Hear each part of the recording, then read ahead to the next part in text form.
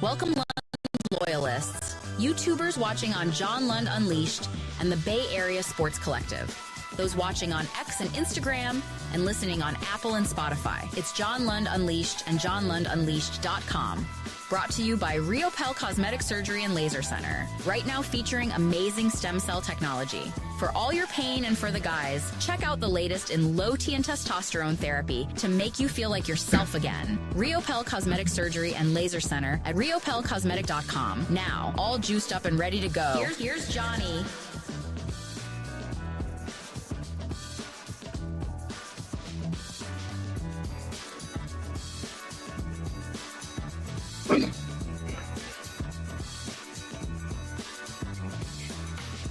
I am juiced up and ready to go because it's free agency frenzy. It's a frenzy. It's crazy.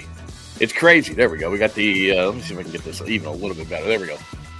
Less me, more of the screen is very, very nice. Thank you so much for joining us. It is free agency frenzy. I have a ton of news for you. Been talking to people, chatting people up, texting people. I'm giving you the insight today, as you can see right there. And I've got a lot of news, even though they can't actually do the heaviest of petting until 9 o'clock, noon Eastern time. We have a lot of things, and then it's going to be a couple of days they can put pen to paper so that you're going to hear this term have come to terms, because it's going to take a couple of days. But you see right there, I got a ton to get to. Good morning, good morning, good morning. And there is the cover of the show today, Free Agency Frenzy, on this Monday edition of the show. And we will do the roll call in just a second. I have a pretty small chalkboard today just because it's going to be so busy.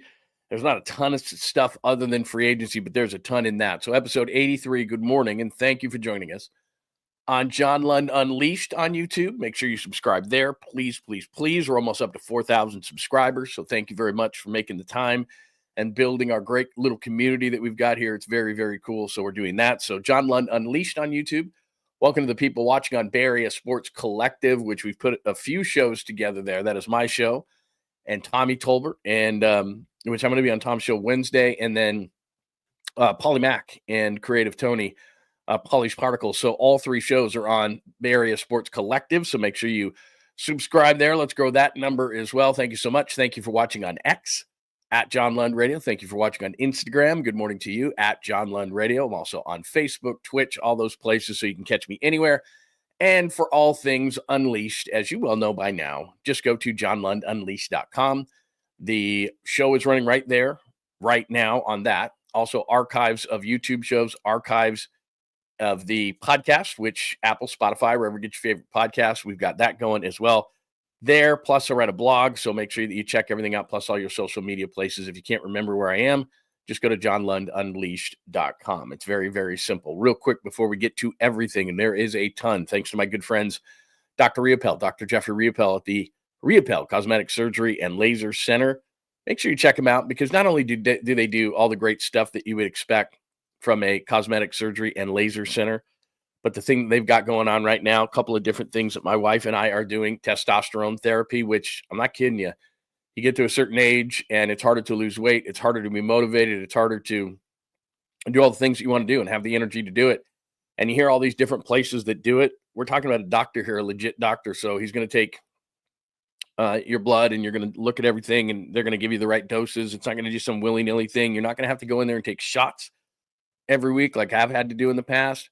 You're going to do one quick procedure. It's very, very simple, and it's going to last you for a number of months, and you don't even have to worry about it. And all of a sudden, it's going to kick in, and you're going to go, whoa, this is nice. So check that out right now. Testosterone therapy, if you're looking for something like that, I'm telling you, it makes a world of difference in your life. And if you click right there on the QR code, it's going to take you right to the Riopel website, and you'll be able to make an appointment straight from there. So I can tell you from personal experience that the testosterone treatment is absolutely great. It just takes a few minutes, and you're going to feel great for months at a time, and you don't have to go in and take a shot every single day. So check them out for the testosterone therapy. And then my wife, in fact, I was just talking about this. A friend of mine's birthday was yesterday, and we were talking about stem cell therapy, because you're talking about, my wife has a shoulder issue, elbow issue. She's constantly icing. I tell you this all the time. Our freezer out in the garage has got all sorts of contraptions so that she can feel better. And now we're going on about a month that she's done this. And honestly, she's never felt better. She doesn't have to use so much stuff. It's just absolutely made an amazing difference in her life. And I was actually telling these people to barbecue that yesterday. And they're like, you sound like an advertisement. I'm like, I'm telling you, this stuff works. So the stem cell is absolutely amazing. So if you've never tried something like that and you got pain anywhere in your body, talk to Dr. Riopel about it and you're going to feel better. So check that out as well. Click on that QR code right now. Make that appointment. Tell them I sent you over. They are great friends of mine, and they will take care of you, plus doing the normal stuff that you would expect from a cosmetic surgery and laser center. They are the best. Dr. Jeff Riopel and the entire crew at Riopel Cosmetic Surgery and Laser Center. Check out my friends there. All right, it is episode 83, NFL Free Agency Frenzy. What's done? Let me give you something real quick, because normally we just go over this, and then we go to the roll call. But let me just do this on a Monday. This is what has been done. And we'll update this throughout the show, but you look at that fancy chart I got there. The movement chart 2025. So Josh Allen, extension. Myles Garrett. What did I tell you? What do I always tell you? I want to trade unless you give me $40 million a year. And it's 100% about money all the time, all the time, all the time. There's DK Metcalf going from, he said, I want warm weather and a winter. He went cold weather and just like he was in Seattle. Good job, Seahawks. 5 years, 150 though. Money talks, all about the money. Devontae Adams goes back to the West Coast. A lot of people thought Niners. He was always going to be too expensive. I told you. But he goes to the worst place. The Rams for 2-46. Sherwood, the linebacker for the Jets. That's who I liked. But I knew he was going to be outpriced. And I'm going to go back to this because it matters about Dre Greenlaw. 3-45. Geno Smith to the Raiders for a third-round pick. Ernest Jones, bad news. I'm telling you. I'll get into it in a second. Resigns in Seattle. 3-33. Harold Landry goes to the Patriots. Jaron Reed resigns in Seattle. Aaron Jones resigns in Minnesota. Nick Bolton resigns in Kansas City. Another linebacker off the board. DJ Jones, unfortunately, resigns in Denver. Got way too much money. Niners would have never paid it. This morning, Khalil Mack resigns 1 year, $18 million. That's a bummer with the Chargers. J.C. Horn gets a 4-year, $100 million extension with Carolina. That's where we are. I will update the movement chart, and you tell me what's going on, too, because I'm trying to run a show here and stay relatively connected to what's going on. So let me make sure that I'm not missing any rumors because I'm on the NFL rumor page as we speak. And now now this is not resetting. Okay, there we go. Oh, look at that. Christian McCaffrey and his wife are expecting a baby. That's great news. So there you go. We just broke some news. Christian McCaffrey and his wife, Olivia Cupo, the supermodel, they are expecting a baby. Isn't that nice? So we've got that. Okay, a guard signed in Tampa, re-signed. That's boring news. I'm not going to give you every small little tiny detail. We're going with the big stuff here. Quarterbacks, where's Sam Darnold going? Where's Aaron Rodgers going? What's going on with the Niners? Those are the things that we're going to concentrate on. So if anything happens, you tell me too, and I'll double check. Not that I don't believe you, but I will keep you up to date with the fancy chart that I just showed you. The official. Oops, that's who's going to be doing stupid stuff today.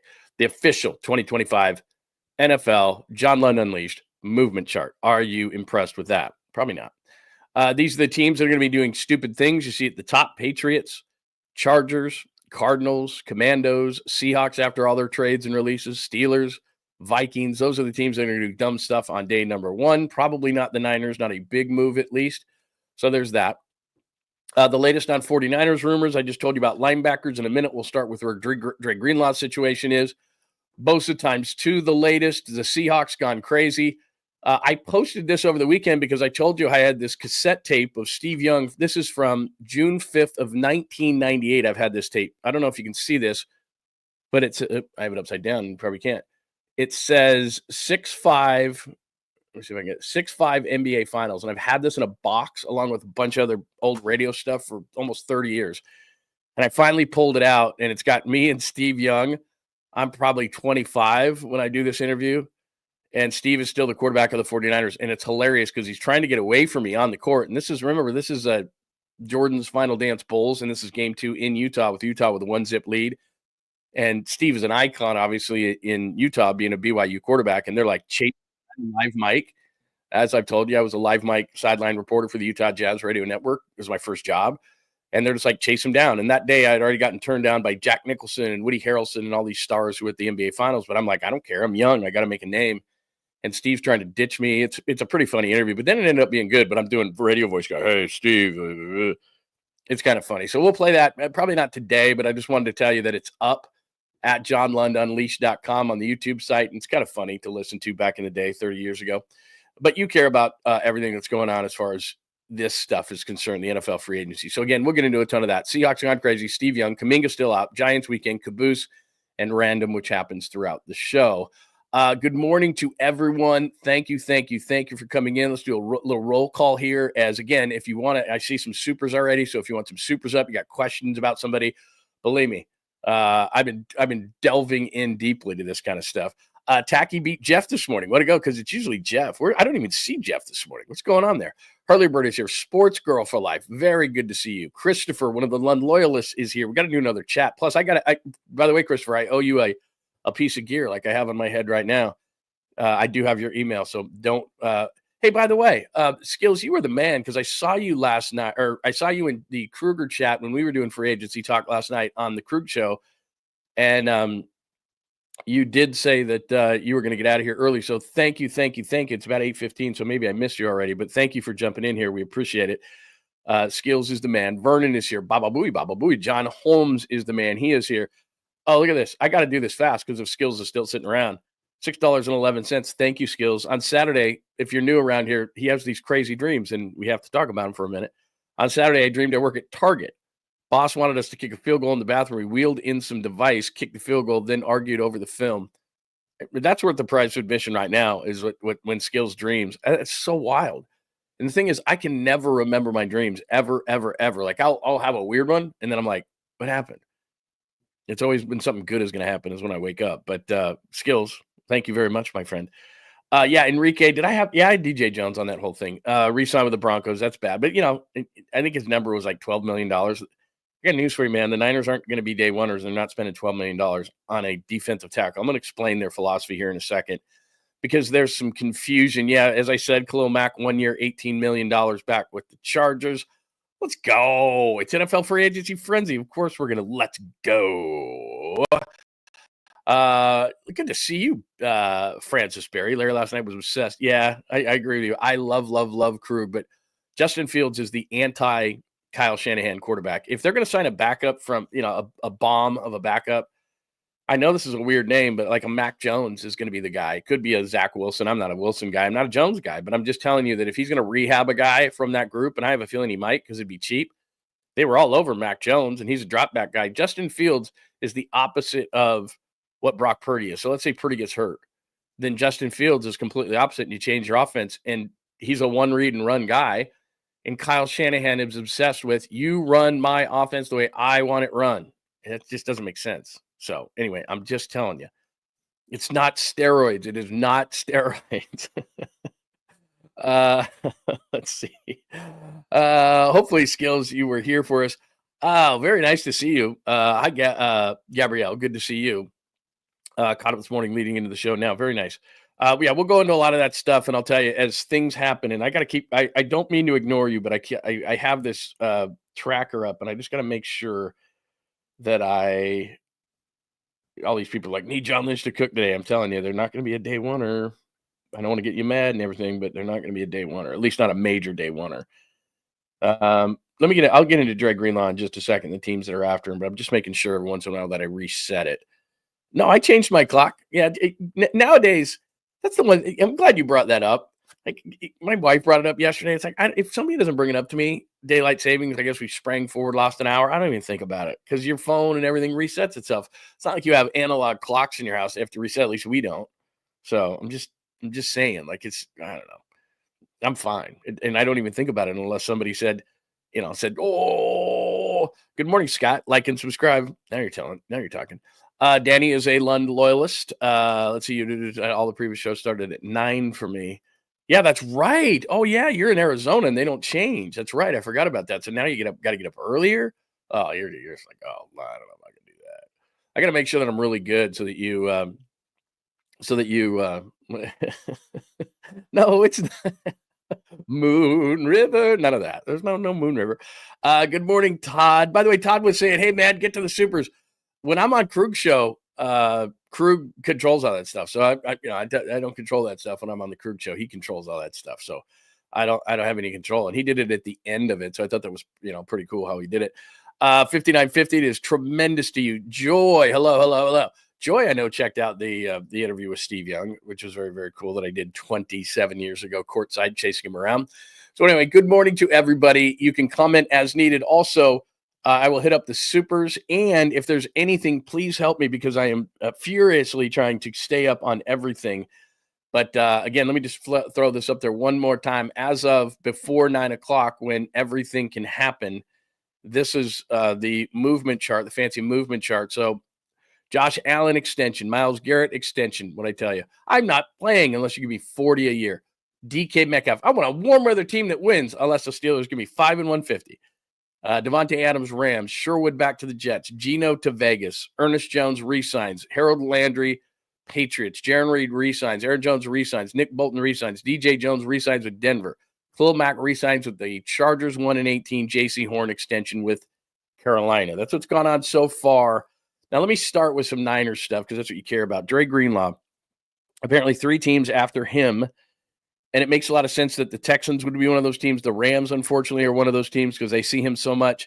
Atlanta needs a lot of defense. Denver's been named.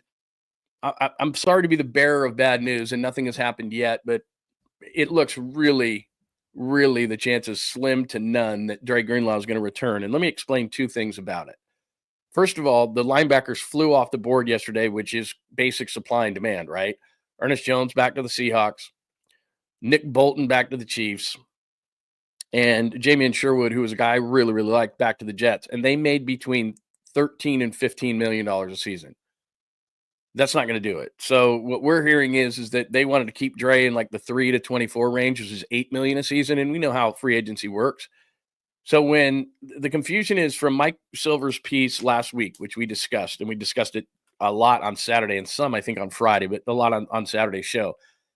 But when he says that they're going to take more of a hardline stance, people thought that meant Brock Purdy. It doesn't mean Brock Purdy. It's not that they're not taking a hardline stance. It's just that they're not drawing the line, I guess is a better way to put it, at Brock Purdy. They're signing Brock Purdy. All right. That's not the hardline stance. The hardline stance is guys like Dre Greenlaw, who they love. But in the past, they would have said, okay, if the market, like Nick Bolton, if the market is 3 and 45 with, 30 of this guaranteed, that's just what we have to do. Now it's, hey, we'll sign the Purdys of the world, but the Dre Greenlaws, and we wanted 8 and now it's 15. We're not doing that. And that's where the difference comes in, is everybody is like, oh, clearly that means, let me move my computer out of the way here so you have to look at it. Clearly that means that Brock Purdy's not getting the deal. No, that's not what it means.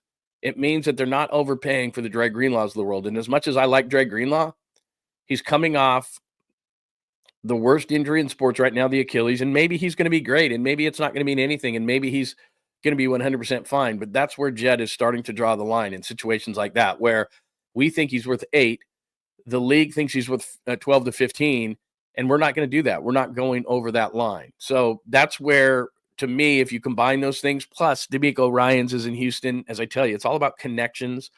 D'Amico Ryans is in Houston. That makes sense. Atlanta is desperate for defense. They'll overpay for him. We went back, a few weeks ago and said if it's above a 1-year deal, it's not going to happen, but it's easily above that. And it's just because linebackers flew off the market yesterday in Jones, Bolton, and Sherwood.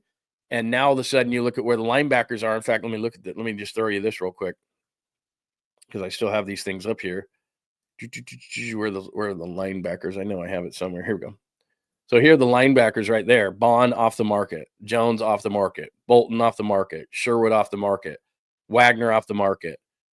I don't know what they would do with Kendricks at 33. And he said he verbally agreed with the Niners and went to the Cowboys. So maybe he's a guy because they talked to him before. But I would think maybe they go young in the draft. You're not going to overpay at linebacker. I love Dre Greenlaw, but you're not overpaying at that position because it's not a premium position. Defensive tackle is not a premium position. They're not going to overpay there. We're going to get into the Bosa situation, but edge, corner, I think they need a veteran safety on this team. I think that they can get a guard in free agency to replace Aaron Banks, who somehow is going to make $20 million, which is ridiculous. The overpay there. I thought maybe, Drew Dahlman was going to be a guy. He's going to get overpaid. So anyway, let's stick on it, though. This is what the linebacker group looks like now. And Dre Greenlaw easily is the number 1 linebacker out there. He's got leverage with all these other guys signing. So he's going to make a bunch of money, and it's going to be out of the range of the 49ers. I would be completely shocked if Dre Greenlaw was back with the 49ers. In fact, I'd call it like a 95% chance that he's gone. Might even be higher than that. It just yesterday was not a good day for the 49ers in terms of DJ Jones going back to Denver, the linebackers signing. It just wasn't a great start. I'm not saying that they can't be great, and I'm not down on what they may or may not do. I'm just simply telling you that with the amount of money that's around in the league, because the cap went up for everybody, not just the Niners, as you can see, all this dumb money. The Patriots, the Chargers spent $18 million on Mac, but they've still got money. Cardinals, Commanders, Seahawks opened up a ton of money. Steelers, some of that money went to DK Metcalf. That was before that. Vikings, Jags. You see the Titans. It's usually those kind of teams. Jerry Jones says he's not going to spend heavy with the Cowboys. Well, he's got to get some things done, especially with Micah Parsons. So you see some of those teams there that have some money. The Raiders are kind of in the middle there. They just took on Geno Smith. So, but at the top of that whole thing, the Patriots and Chargers, Cardinals, Commanders, those teams, Seattle, they can throw around stupid money. And Seattle's not generally that way with John Schneider. So, but I would expect a number of those teams to be day oneers, throw around a bunch of stupid money. And I think that a team that has connections with Dre Greenlaw are going to overpay. And that's what I guess a lot of people are misconstruing what the piece said, which is we're just going to be smarter with our money. Being smarter with our money is not meaning we're going to get cheap with our 25-year-old franchise quarterback. Being smarter with your money means there's a guy coming off an Achilles who's 28 years old, and we think that his value is $8 million a season. The league thinks his value is at $15 million a season. We're not doing that. So that's where the difference comes in. Okay, Bosa times 2 on the chalkboard. So on Saturday, rumors were flying, and I gave you this last week, so I'm not going to sit here and bemoan it too much, but just as a general rule, because I'm going to take Bosa, I'm going to comp it to some things and some rumors that are going around the 49ers. So first and foremost, those are your top 10 edge guys in the league, according to Pro Football Focus, overall. So that first number is overall, that blue. The second number is run defense. Third number is pass rush. Fourth number is pass coverage, which I don't care about. I don't want my edge rushers going backwards. I want them going forwards. So Hutchinson, Myles Garrett resigns. TJ Watt's going to resign. Nick Bosa's there. Khalil Mack just re-signed. Parsons going to re-sign versus rookie. Highsmith under contract. Will Smith young. Hendrickson looking for a trade. No way can the 49ers afford him. He's 30 years old, and he's looking at, now that Myles Garrett just got 40 and Max Crosby just got 35 and a half, there's no way a guy like Trey Hendrickson is under, under 30 and probably closer to 35. No way can the Niners afford him. But I didn't put that up there for that reason. I put it up for this reason, which is Joey Bosa is all the way back at 72. All right. And 60s are not good scores. So a 61.1 is close to horrendous, to be honest with you. And Joey Bosa played in less than half the snaps for the Chargers, even though he played in 14 of 17 games. Joey Bosa played in less than half of the snaps, 49.6% for the Chargers last year. And in the previous 2 years, the reason why he played in less than half the snaps is because he played in 14 games total, 9 and 5, or 5 and 9, I should say. And then he played in 14 last year. Well, what the Chargers tried to do is they paid him $25 million, so he was a rotational player, is what I'm getting at. So at the age of 30 in July, so he'll play his age 30 season next year, and everybody's excited for Joey Bosa, but he's Joey Bosa in name only. He's not Nick Bosa, and he's not young Joey Bosa. He's been injured, and he's played half the game. So Joey Bosa would be great in concept, and Joey Bosa would be a really fun story. Woohoo, the Bosa brothers! Ooh, and Greg would have all sorts of fun with, whatever he would want to call them and whatever kind of nicknames he'd want to call them. But the reality is that Joey Bosa is not Joey Bosa. He's Joey Bosa in name only. And so you'd have to he's a rotational player. He played half the snaps. And just to kind of give you a kind of a backdrop on that is, they rotate the defensive line. But when Nick Bosa is healthy, he still plays 90% of the snaps with the 49ers in his career. So if he misses a game, misses a game. But if he's available to play, he's out there about 90% of the time. Joey Bosa's out there half the time. So unless Joey Bosa, and I'm getting to the point where I don't even like this idea. Let's say that Joey Bosa plays for a base of $10 million and they give him a bunch of incentives based on sacks and all these, PFF numbers and how far they get in the playoffs and everything else. Maybe, but Miami now is involved, and if they're getting into some sort of a bidding war, there's no chance. The Bosa family lives in Miami. There's no state income tax in Florida. I would think at the age of 30 and Joey saying, man, I'm hurt a lot, the concept of playing with my brother would be absolutely great. But what if Miami's offering more and a 13% raise on anything, because the state tax in California is 13.3%. So you save 13% on any contract or get a 13% raise in Florida for any contract that he gets. And the Niners aren't getting into a bidding war just because it's a neat story that the Bosas can play opposite each other. And that's not the best. He's not the best person for the job anyway. I would have loved Khalil Mack, but the Niners were not going to go $18 million for a year with Khalil Mack, as you saw on that chart before. He's one of the top edge rushers in the league. Even though he's 34 years old, you can see right there, he's the 5th rated edge rusher right behind Nick Bosa. That would have been amazing. But he goes 1 year and $18 million with the Chargers. I don't love the Bosa concept, the two Bosa concept, only because Joey hasn't been good. And the best availability is availability, and Joey Bosa doesn't have that. So I don't love that deal. And along those same lines, and sorry, I just need to keep checking here. Along those same lines, a lot of people are excited. Let me see, there's a picture of Sam Darnold. What's that? I don't care. A lot of people are excited of the concept of Jonathan Allen. I looked up him today. Jonathan Allen was the 70th ranked defensive tackle in all of the NFL, according to Pro Football Focus. Here's a name for you. And I don't know if he'd come because I think he's probably going to the Raiders with Pete Carroll. But Poona Ford of the Chargers, and I know you don't love the name, but he's 29 years old, used to play for the Seahawks, was the 5th rated defensive tackle in the NFL last year. He's not going to get paid a ton of money. That's the kind of guy they need. And if you've been paying attention, Malik Collins released. So you look inside, Jordan Elliott, I think he's going to get released. They don't have anybody inside. Now, it's not an elite position, and I would not expect the 49ers to go balls out for defensive tackles. I think if it's an edge that they think can really help Nick, then I think they would do something like that. And like I said, Joey Bosa is a rotational player at this point in his career. So they might bring in Joey. I'm not saying they won't. I'm just saying it's got to be on their terms, on their money. And if the Dolphins are involved, I think that's where he's going to go, because that's where his family is, and that's where the taxes are much better. And he'll probably get paid higher in Miami, who would get fooled by the name Joey Bosa than what the 49ers would. And this is what I'm telling you about Jed York, is the underlying offseason talk goes is he's not going to be cheap. That's a wrong assessment. He's not going to be cheap. He's not going to be cheap on Brock. But Dre Greenlaw, double his number in the market, that's not happening. Joey Bosa, based on name, if it's not the Niners' terms, not happening. Those are the kind of things, the frivolous things that Jed York is going to stop doing, I think. So there's that. And then as far as defensive tackle, I'd much rather have Poona Ford at the age of 29 and as effective as he was with Harbaugh last year versus a guy like Jonathan Allen, who, just like Joey Bosa, what a great name, right? And this is what I tell you about free agency all the time. Why is a team letting a guy go? Like Washington, the Commanders. He's 29 years old. He's 30 years old, Jonathan Allen. He's been a great player for them for a lot of years. He makes $16 million, which isn't crazy at defensive tackle. I mean, it's on the higher end, no doubt. But why doesn't Washington want him? Well, because he had a major pec injury. He didn't play all that well when he did play. He's the 70th ranked defensive tackle, according to Pro Football Focus. He's not that good anymore, and they're going to let him go. And then everybody goes, oh, my God, Jonathan Allen's available? Yeah, Jonathan Allen in name is available. The player that he was, that's not him. Joey Bosa, that's not him. So the thank you contracts that the Niners have given out in the past because of guys' names, that's what Jed is talking about. That's what they're talking about with Jed. Maybe they'll sign Jonathan Allen. But to me, Jonathan Allen is a 30-year-old guy that's broken down. He'll play a year for the 49ers. He'll be disappointing just like Malik Collins was, and then they'll let him go.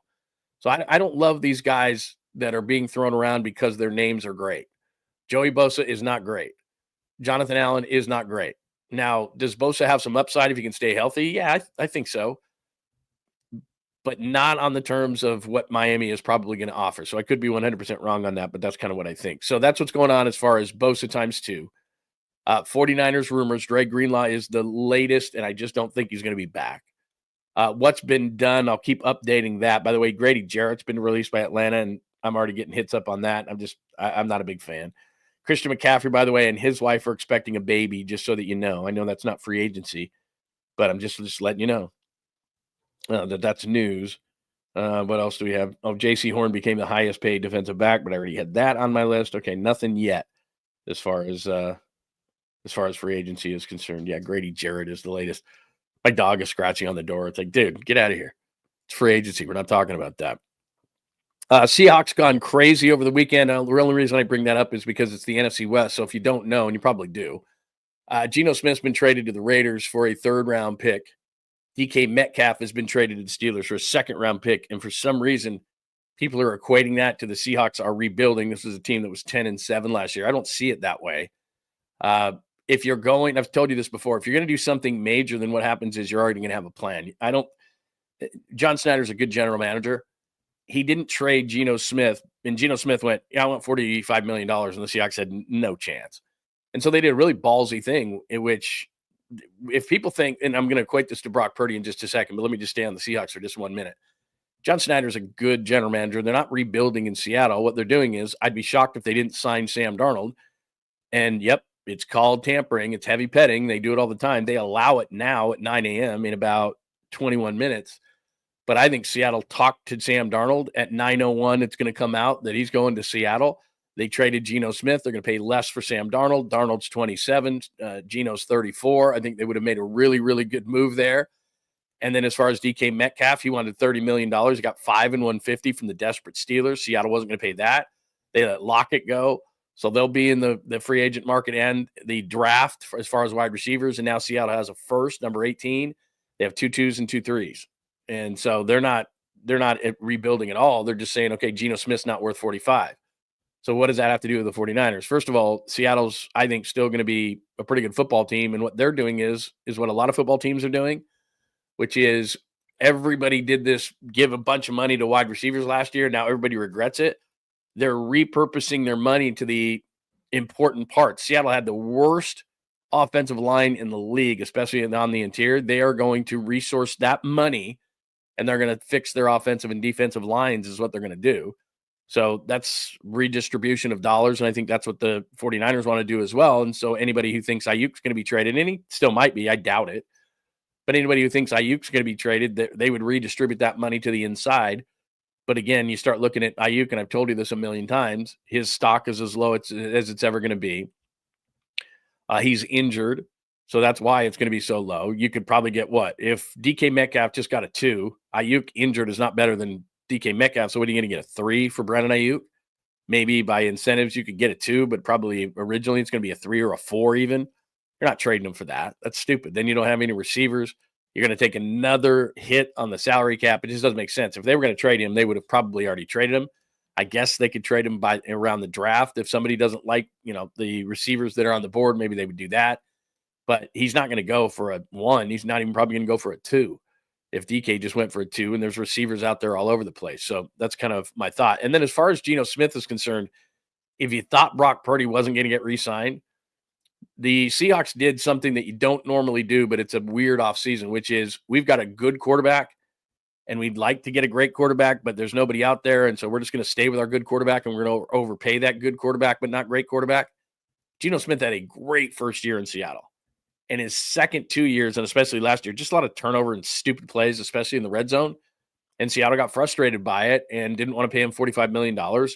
The Raiders are in a totally different place. They're trying to change their culture with Pete Carroll. They bring in his quarterback that he had in Seattle.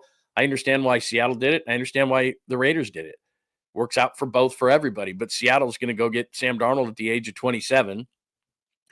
They're going to probably pay him 30 to 35 million, maybe 40. But they'll think it's worth it because he's 27.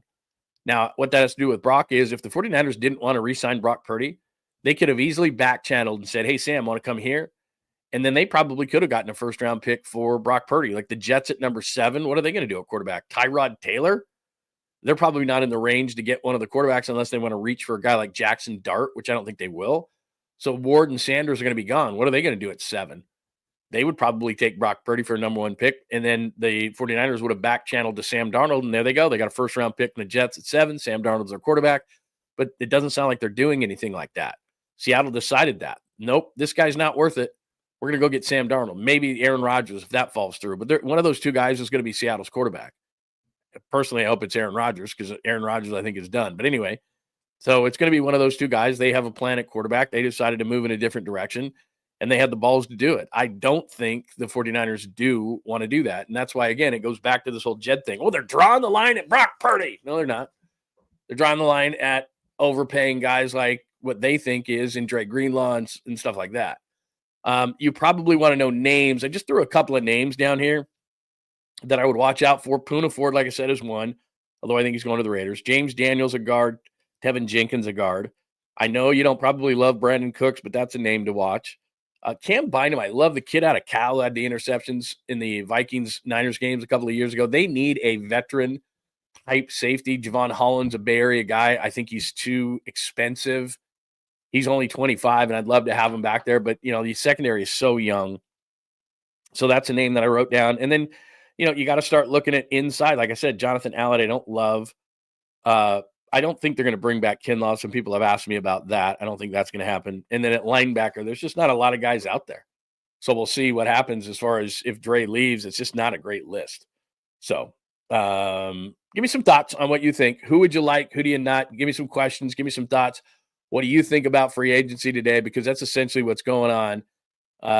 Seahawks gone crazy. Bosa, I don't love it. Miami is in this thing as well. 49ers rumors. Like I said, Dre Greenlaw is the biggest one. I don't think he's coming back.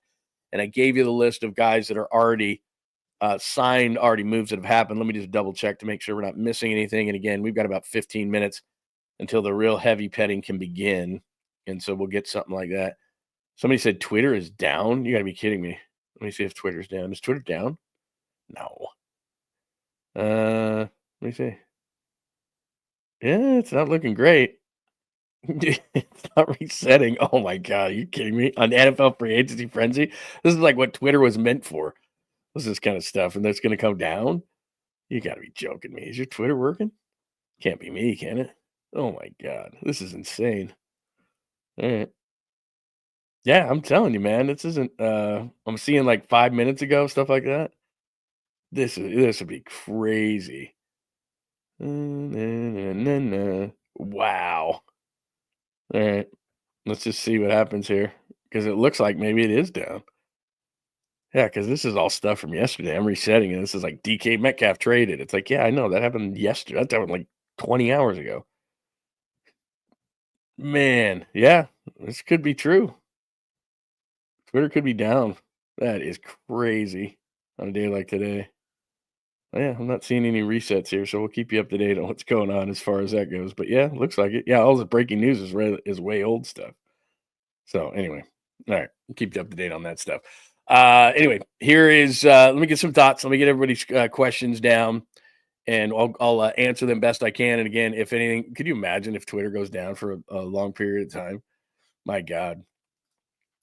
Hi, Niner 707. How would Justin Fields fit with the 49ers if Purdy doesn't get a deal done? Fields needs a better system.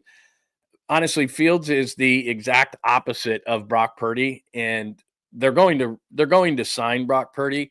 And Larry Kruger and I went over this yesterday. Remember, Justin Fields was in the same draft as Trey Lance was, and they went to his pro day, and he did all this fancy stuff. And then Kyle Shanahan on the plane ride home, if you believe the reports, was writing up plays for Trey Lance and was not impressed with Justin Fields. Justin Fields doesn't see it. So Kyle Shanahan, what he demands out of his quarterback is, first of all, you've got to process fast. Justin Fields is the worst processor in the league.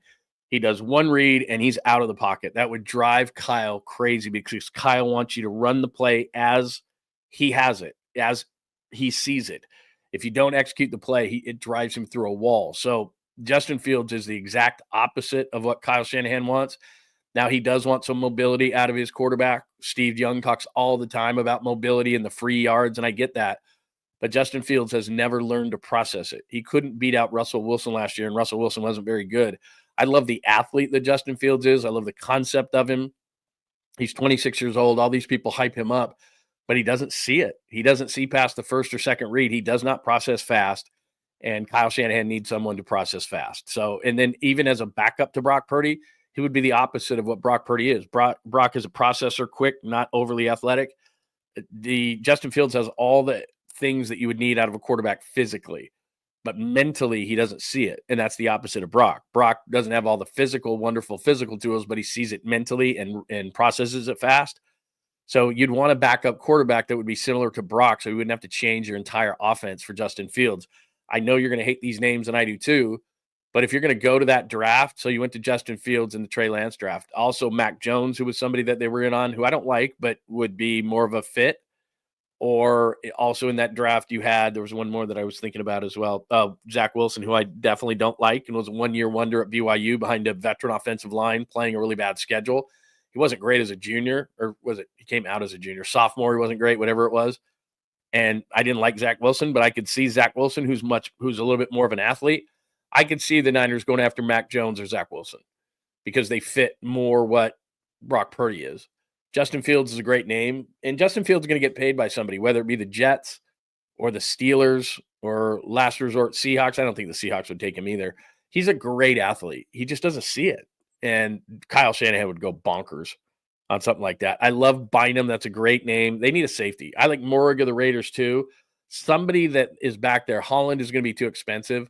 I just don't trust Jair Brown. And I like him a lot. But if everybody's talking about the defense and what they need, I really think they need a safety, a veteran safety back there that is a free safety. Because remember, Mustafa's going to take over for Huff. I'm not even talking about Huff because there's no chance they resign him. And Mustafa's going to be that missile strong safety. They need a free safety because if you're looking at the youth that they have in that secondary, Renardo Green right now would start. I like Demo. Somebody just hit DJ Reed. That's a good call, my friend. Hi, Joshua. Good morning. You think we snagged DJ Reed? He's a connection, obviously. He was drafted by the 49ers. I've told this story. Krug and I were on the air, and we thought we were talking to Deion Sanders. It was a Saturday, and he was a fifth-round pick, and we're like, what in the what? So that he makes sense. How much does he want? And I'll go back down to, and thanks for the question, and keep them coming, as we're doing free agency frenzy, which is going to go literally bonkers in about 10 minutes, and probably is going bonkers now, so I'll make sure that it's a great point about Elon. What do you do? Kill it during the NFL type of deal? So somebody was, let me go to this real quick. Just because we were just talking about corners. Let me go to corners here. I know I have corners here somewhere. Sorry, I shouldn't have sniffed right in your face. Those are safeties. Is that another safety one or is that corners? There's your corners. Ward's wife has PTSD, not coming here. DJ Reed is number 2 on the list. Carlton Davis is talking all sorts of tragedies. I'm not taking less this time. Byron Murphy is rumored to the Raiders. Rasul Douglas, not a huge fan. Adebo, a guy right there, Paulson Adebo, is a guy that played at Stanford. He's 26, had an injury. Those two guys right there, Paulson Adebo and Asante Samuel Jr. are two guys that I would not mind at all. Hilton is purely a slot, but I like him, and he blitzes really well from the slot. Jordan Lewis is an undersized slot from the Cowboys. I think Demo plays slot fine. I think they're looking for an outside corner. So number 6 and 7 on that list, I wouldn't be surprised with those guys. DJ Reed, I wouldn't be surprised either, but he's probably going to be a day oneer. And even though I think Robert Saleh would love him, and he has a Demo type mentality in the way that he plays the game because he's smaller and he kind of has this me against the world mentality, he would be perfect. He's only 28. He was with Seattle. Seattle picked him up after the Niners let him go, and then he went to the Jets after that and played for Robert Saleh. Number 2 on the list. I like him a lot. I like DJ Reed. I just think he's going to cost money, and I think he's going to be, obviously everybody's going to cost money. Duh, Lund. But I think he's going to cost more money than what the 49ers want to spend at that position, I guess is what I'm saying. So we shall see. What's shaking, diehard? What's shaking, bro? Let's go. Let's get this going. Is Twitter back up, by the way? Woj, Twitter is down. Boy, I dodged a bullet. Is that what Woj said? Twitter is working, according to MJ. Okay. For a minute there, it wasn't, because I was resetting, and it was all this news from yesterday, and it's like, who cares about that? I don't care about that. I don't care about all this news I know from yesterday. People are losing their mind if that happens. Let me just hit this up again. I'm going to reset this real quick, but Josh Allen, Myles Garrett, DK Metcalf, Devontae Adams, Sherwood back to the Jets, Geno trade, Ernest Jones back to Seattle, Harold Landry to New England, Jaron Reed, Seattle, Aaron Jones back to Minnesota, Nick Bolton back to KC, DJ Jones back to Denver. Sorry. Khalil Mack this morning, 1-18 to the Chargers, JC Horn extension 4-100 back to Carolina. And Carolina, by the way, has boatloads of money. So Carolina is going to be one of those dumb teams that everybody says one free agency and then they're going to stink again. So let me reset Twitter and see where we're at. Did somebody, here we go. Visiting with the Vikings. So somebody said Allen and the Vikings are close. I hope he goes to the Vikings. I got to be honest with you. The 70th ranked defensive tackle coming off a pec injury who's 30. No thanks. I know that they're incredibly thin at defensive tackle. The 49ers know this. The 49ers are smart. I know that you're, this and that. There's all these articles coming out. The 49ers, I think, deserve the benefit of the doubt. And if they're clearing out their defensive tackle room, they have a plan. I think. I could be wrong, but I'm not a Jonathan Allen guy. I'll be honest with you. When coming off the pec, being 30, he reminds me a lot of Joey Bosa. Great name, not a great player at this point of his career. So I would not love Jonathan Allen. I would like Poona Ford. Poona Ford had a much better year with the Chargers last year. He's 29 years old. So, yeah, Twitter's working again. So, you get these names and everybody loves the big name, and then they come in and they're not very good. There's a few names out there. Like I said, Morig is not getting enough. Bynum is not getting enough. The safety. There's just some other guys. By the way, guys I think they're going to lose. I just scribbled down a bunch of notes this morning. Hufanga gone. I told you about Greenlaw because of what happened with the linebacker market with Ernest Jones yesterday and Sherwood and Bolton signing anywhere from $13 to $15 million a year, and they think he's worth $8 million. That's where I think we're talking about with Jed drawing the line, so they're not going to go in that range. Jalen Moore shocks me. $20 million. We talked $20 million for him. Every time he's come into the game over his career, I just wince. Now, he's gotten better. There's no question about it, but he's a below average tackle in this league. And people have talked about $20 million. That's why free agency is such a Aaron Banks, they're talking about $20 million. These teams, because they have money and they drafted, but they didn't develop or re-sign, which is what good teams do. Draft, develop, re-sign, draft, develop, re-sign. That's what they do. That's what good teams do. And they sit out, especially this first day of free agency, and then they selectively look. It's like going to, like a secondhand store or something, and you find these gems and it doesn't cost you as much money. That's what the good teams do in free agency. They go secondhand shopping, or they go to Marshall's, or they go to TJ Maxx. So they go, and all of a sudden you get these deals, and that's what they do. They don't go out on the first day and overspend. That's just not what they do. And that's what the bad teams do. That's what Carolina's going to do today. That's what New England's going to do today. Probably the Raiders will do that today. There's a number of teams that are always in this predicament in having a bunch of money in free agency, and everybody goes, God, why are they there every single year? Because they don't draft, develop, and re-sign, which is the key part, their players. And so they got to go to the scrap heap. And there's problems with every single free agent out there. There's not a flawless free agent in this class because guys like T. Higgins, who's a number 2 receiver that someone would pay like a number 1 receiver, he's been franchised. Jonathan Allen's a great name. Joey Bosa's a great name. There's a lot of guys like that. There'll be a few guys in this class that it's mostly this guys that you haven't really heard of that are playing for a mid-level team that are, 25 to 28 years old. And all of a sudden they'll turn into Pro Bowls and you're like, I didn't even know that guy. Those are the guys that are going to be like, oh my God. Like last year, I know Barkley obviously was a big one, but Philly assigned Zach Bond on a 1-year deal. He was a special teamer for the Saints. And all of a sudden it's like, whoa, this guy made a massive difference. It's somebody like that comes out of free agency that you just go, wow, crazy. How about that guy? This is a great point. Hi, Mike. Good morning to you. This is another guy I think is going to be gone, and it's unfortunate. They're going to need a running back. Jordan Mason's just going to be too expensive. There's a team that saw him when Christian McCaffrey was out that first half of the year, and Jordan Mason was leading the NFL in rushing, and he's a north-south runner, as you well know. And somebody's just going to give him a chance, and the 49ers aren't going to be able to afford him. So, some of the depth pieces are obviously going to be gone with the 49ers. But, yeah, a guy like Jordan Mason I expect to be gone. So, Huff I expect to be gone. Greenlaw, Jalen Moore, Aaron Banks, Jordan Mason, Javarius Ward obviously is gone. So, those are the guys that are going to be gone. It doesn't necessarily mean they're going to have a bunch of money to spend. But that's it. Look, I think the 49ers on a last place schedule are going to be better. I think they're going to have moderate health makes them a lot better than they were a year ago. So I think they'll be fine. But no matter how you want to slice that, losing Hufanga, losing Greenlaw, losing Jalen Moore, who's a depth piece, losing Aaron Banks, fine. Losing Jordan Mason, that's a great depth piece that you're going to have to replace somehow in the draft. And losing Javarius Ward, even though we knew once Ward had the off-the-field issues with his baby daughter who died just short of her 2nd birthday, and he said in the locker clean-out day, my wife can't even come back here.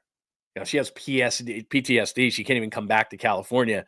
So obviously, Javarius Ward was never going to come back. But Ward, Mason, Banks, Moore, Greenlaw, Hufanga, that's a lot to lose. And then they've released, and again, he wasn't very good last year, but Malik Collins has been released. There's going to be more guys released so they can get under this thing. But they're going to lose a lot of guys. There's no question. But they've got to be smart in looking at their money, and they're not going to be a day oneer and throw a bunch of money at it. You mentioned DJ Reed. I'd love it. One of the veteran safeties. I'd love it. They've got to replenish along the defensive line. But some of the things match up for the 49ers, as grim as I'm kind of making this sound.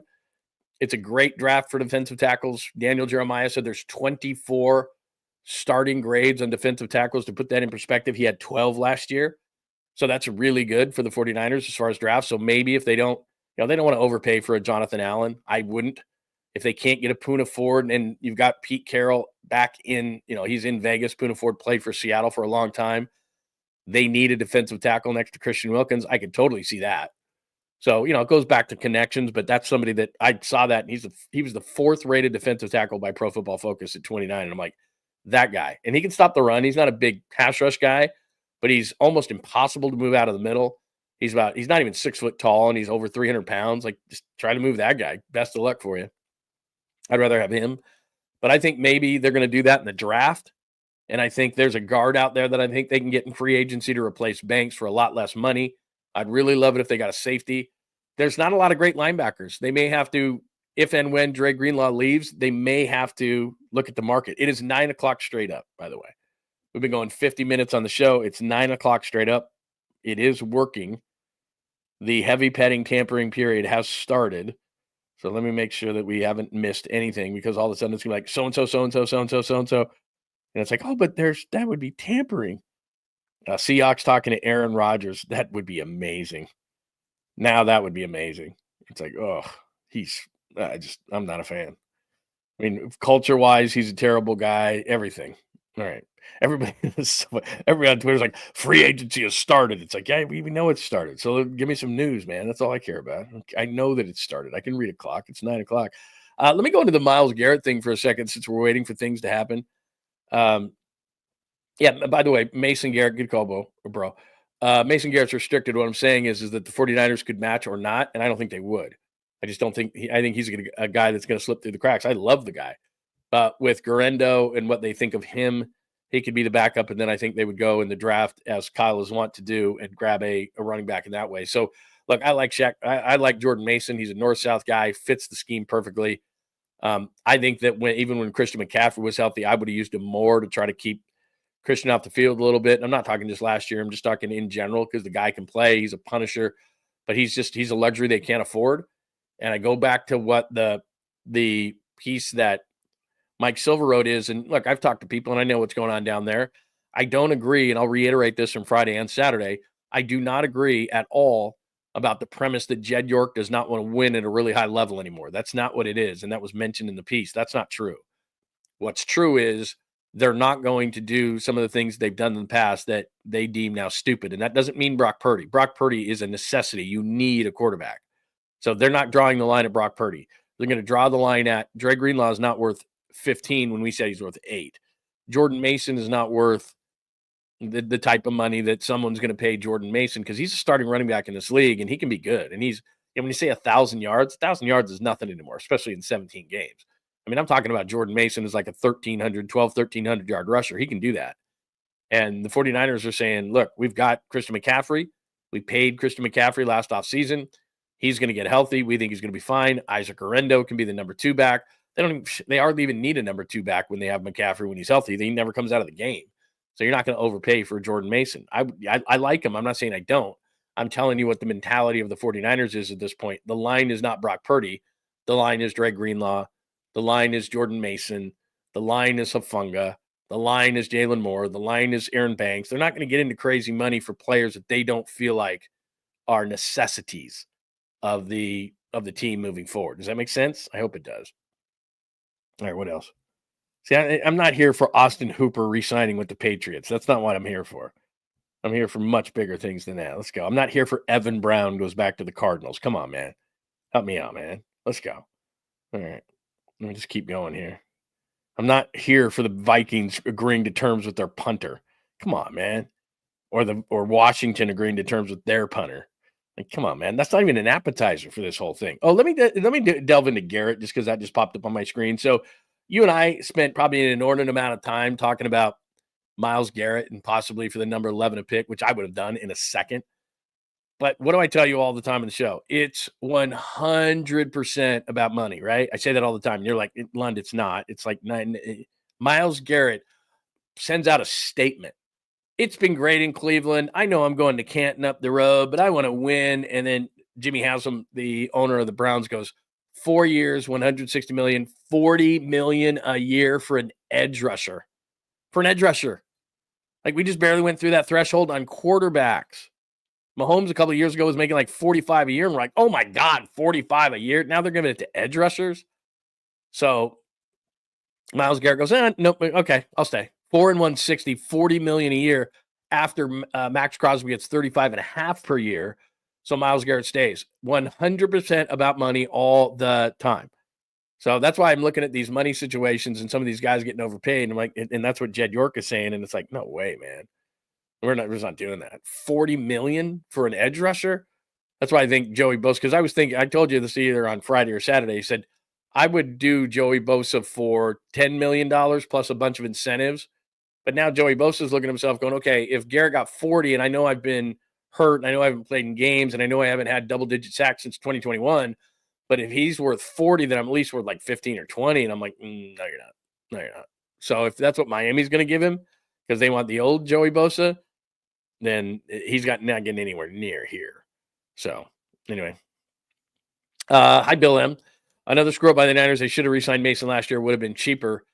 Yeah, like I said, I would be shocked if Mason came back because he's restricted. People know what the situation that the 49ers are in, and they're just going to make a good offer. Well, it doesn't even have to be a great offer for Mason, and I don't think the 49ers will match it because their thought in their head is if Christian McCaffrey's coming back, he's going to be the majority of the snaps anyway. What's Jordan Mason going to get on the 49ers? 6-8 carries a game tops? I mean, if I'm Jordan Mason's agent, I'm asking the 49ers not to match because he's going to be a starter. And I think somebody's mentioned in the Cowboys with Greenlaw. Bring back Greenlaw, you cowards. I don't think they're going to do it. I hope I'm wrong, dude. I really do. But in terms of a Shaq Mason, a Jordan Mason, I see him as like if I'm Dallas and Dallas has money, like I need a starting running back. There's Rico Dowdell was their starting running back last year.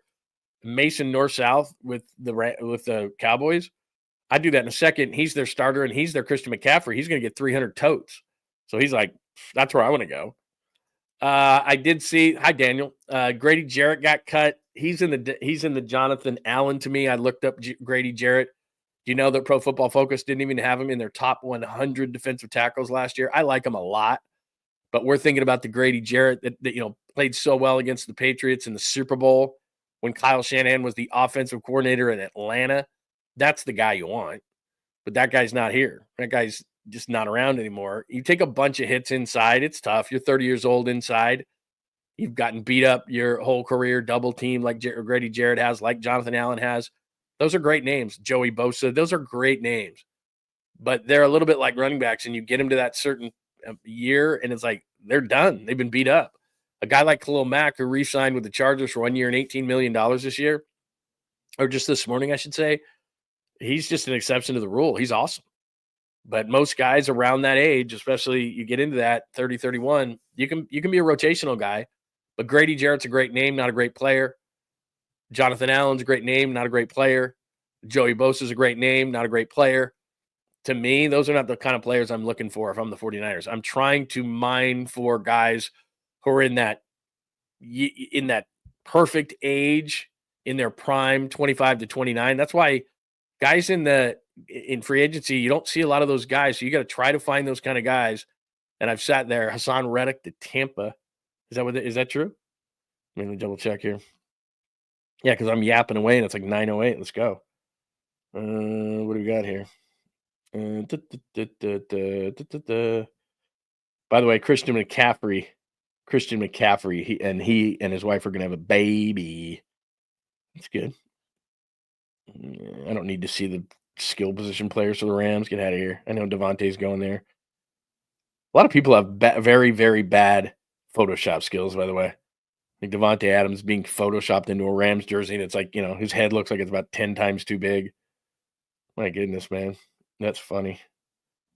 Yeah, nothing yet. Anybody seeing anything? Is that true? Is that Hassan Reddick? Not that I don't believe you, Tacky. I do believe you, Tacky. Who's reporting that? I'm trying to find everything. Not to pull this thing up. I have another one. I have another thing here with the NFL stuff. Yeah, see, all this stuff's breaking. I don't know if my Twitter's working, man, because I'm getting stuff that's old. Okay, 3 minutes ago. There you go. Oh, you're right on, man. Hassan Reddick has agreed to terms, 1 year, $14 million, 12 guaranteed with the Buccaneers. I got to add that to my list now. Hang on a minute. Hassan Reddick to the Buccaneers. Well, that long thing is over. How bad was that thing last year with the Jets? That was brutal. So I got to update that. Hang on a second. Get that out of the way. Hassan Reddick. See, I'm keeping this thing. I'm trying to keep this thing up to date here. And I'm doing this live on the air, so I apologize for not being as entertaining as I normally am. Hassan Reddick. Bucks, right? Move this thing over because I'm going to flash this thing back up on the board a little bit later. So let's keep this thing up to date. Boy, I'm so slow at this, but it's not really my fault. It's the fault of the God dang this thing. What do you get? 1 year? Yeah, I'm not going to do this the whole show. This is not going to work. 1 year deal with Tampa. I don't know what the term. I said the terms a minute ago, but this thing's so slow that it's killing me. Okay, yeah, there we go. Tampa Bay. All right. Let's keep that thing up to date. All right, Hassan Reddick to Tampa. That is the latest, and I'm not going to do that anymore. That's the last time I do that. That was very boring. More to the Chiefs. Is that done? This is what's so hilarious. I get grief all the time for people going, but Lund, that would be tampering. And then we're 10 after 9, and we're getting all these things that deals are done with all these guys. Unbelievable. Let's see. Are you talking Jalen Moore? No. I love it when people are saying this is Seattle's offense now. It's like, yeah, they're not going to do anything in the offseason. Let's see here. Sorry about that. I'm just trying to get Kansas City 2-30. Okay, now we hate you. 2-30, Jalen Moore. 2-30 for Jalen Moore. So as latest, we told you Jalen Moore was going to be gone. So let me just write this down real quick. Jalen Moore, that's a lot better. $230 million, Kansas City. And they needed a left tackle because they had the kid from BYU for a while. He was terrible. They had to move Joe Thuney out there. Joe Thuney got traded to Chicago. So there you go. There's the latest Jalen Moore. You just keep looking. Yeah, they massively overpaid, sports fan. I'm not giving Jalen Moore $15 million a year. I mean, that's a low end for a starting left tackle in the league, but that's ridiculous. I mean, they'll see. When Patrick Mahomes gets taken off on a stretcher, they'll see. It's just that's not a good signing. And this is what I mean about free agency. It's not good. I do need an intern. I mean, my God, man, where's my kid? He's probably sleeping in bed. In fact, you know what? I should call him right live on the air and get him on and go, dude, could you help me out here? Could you tell me what's going on in free agency? I got a show to run here. Let's go, man. So keep me up to date. Yeah, Jalen Moore, there's no way. I mean, never. I mean, it's ridiculous. By the way, that's the deal on Hassan Reddick, $14 million, 12 guaranteed. Thank you very much, Tacky. You were all over that. Yeah, it's not a big deal that they lost Jalen Moore. I promise. That's such an overpay for $15 million for Jalen Moore. He's going to be a guy that's going to do 1 year there, and they're going to go, oh my God. I like Jalen Moore as a swing tackle. He'd have been a great player as a swing tackle. See, look at this. Chris Godwin back to Tampa Bay. He was going to cost way too much for the 49ers. Let's see here. Remember, let me preface everything with, if you're a day one team, now Kansas City's a really good team, and $15 million isn't a boatload, even though it's an overpay for Jalen Moore. You don't want to be a day oneer, and you don't want to be a day oneer spending, like a boatload of money. You don't. So when you see some of these deals, and this tends to be your thought process, oh my God, all these teams are signing guys. They're going ahead of the 49ers. And believe me, there's a day 2, there's a day 3. It makes a lot of sense. Jalen Moore is an overpay at $15 million. So again, Jalen Moore to the Chiefs, $230 million. $230 million. And I tell you what, they'll send just for some fun. If the 49ers played the Chiefs in the Super Bowl, they would be sending Nick Bosa would send a limo for Jalen Moore to make sure he got to the game. I'll tell you that right now. Like, Jalen, you're coming, right? Who's this? This is Nick. Aren't you supposed to be getting ready for the Super Bowl against this dude? Yeah, but I just want to make sure you're coming. Like, we don't want to make sure you don't miss the game. Like, you need a limo, you need an Uber, you need an Uber Black. Like, we just want to make sure you make the game, Jalen. Like, is everything cool? Yeah, I'm going to be there, Nick. Don't worry about it. Okay, cool. Good. Just want to make sure you're going to be there. Like, seriously, that's what guys would tell me that in the NFL. Like, I'll send a limo for that dude. Like, Jalen Moore, you play the Niners, Super Bowl Sunday, they're going to send a limo for you, dude. Like, that's just, I'm telling you right now. You want a limo? Because I want to make sure you get there. Right, that's just the deal, man. That's just the way it's going. So anyway, so let me do this really, really quickly, just because I've been doing this all morning long. Movement chart. So let's update this movement chart. Josh Allen, you know about Myles Garrett, DK to the Steelers, Devontae Adams to the Rams, Sherwood back to the Jets, Geno, Vegas, Ernest Jones back to the Seahawks, Harold Landry, New England, Reed back to the Seahawks, Jones back to Minnesota, Bolton back to KC, DJ Jones, Denver, Khalil Mack this morning, Chargers, JC Horn re-signed. Add to that Hassan Reddick to Tampa Bay, 1 year, $14 million, 12 guaranteed. And we just found out Jalen Moore, former 49ers swing tackle, is going to presumably start at $15 million a season, 2-30. I don't know what's guaranteed. 2-30 with the Chiefs. I can tell you that Nick Bosa would send a limo to make sure that Jalen Moore made it to the game. That's one of those signings that KC's going to go, oh boy. It's not. It's just that's free agency for you. There's no perfect guy in free agency, and he got $15 million, and he was going to get $15 million to be the swing tackle for the 49ers. Keep it going. I just want to pop some things up there just by position. So Godwin gone. Diggs is going to take a while. Allen's going to take a while. I don't love that list. I'll give you a wide receiver that I know you're not going to like, but look out for Brandon Cooks with the 49ers, just letting you know. Fast guy. Stockton grew up a 49ers fan. He could fill in. Guards are going to be something. I think as far as the 49ers, watch Jenkins at 4. McClary is a guy that went to Cal. Becton's feet are too slow. Freeze, I heard, is going to Seattle, but I don't know that. James Daniels is a name to watch. Banks, no thanks. Dahlman's going to get paid too much money. I'm not a huge Josh Myers or anybody else on that list. Don't love any of those names on that list to replace Brendel. Defensive tackle wise, Milton Williams is going to get overpaid. Hargrave, no. DJ Jones went back to Denver. Poona Ford's the guy on my list that I'd love to get. Don't know if they can. Jaron Reed went back to Seattle. Wharton's going to get overpaid. Edge-wise, Sweat's getting overpaid. Mack is back to the Chargers.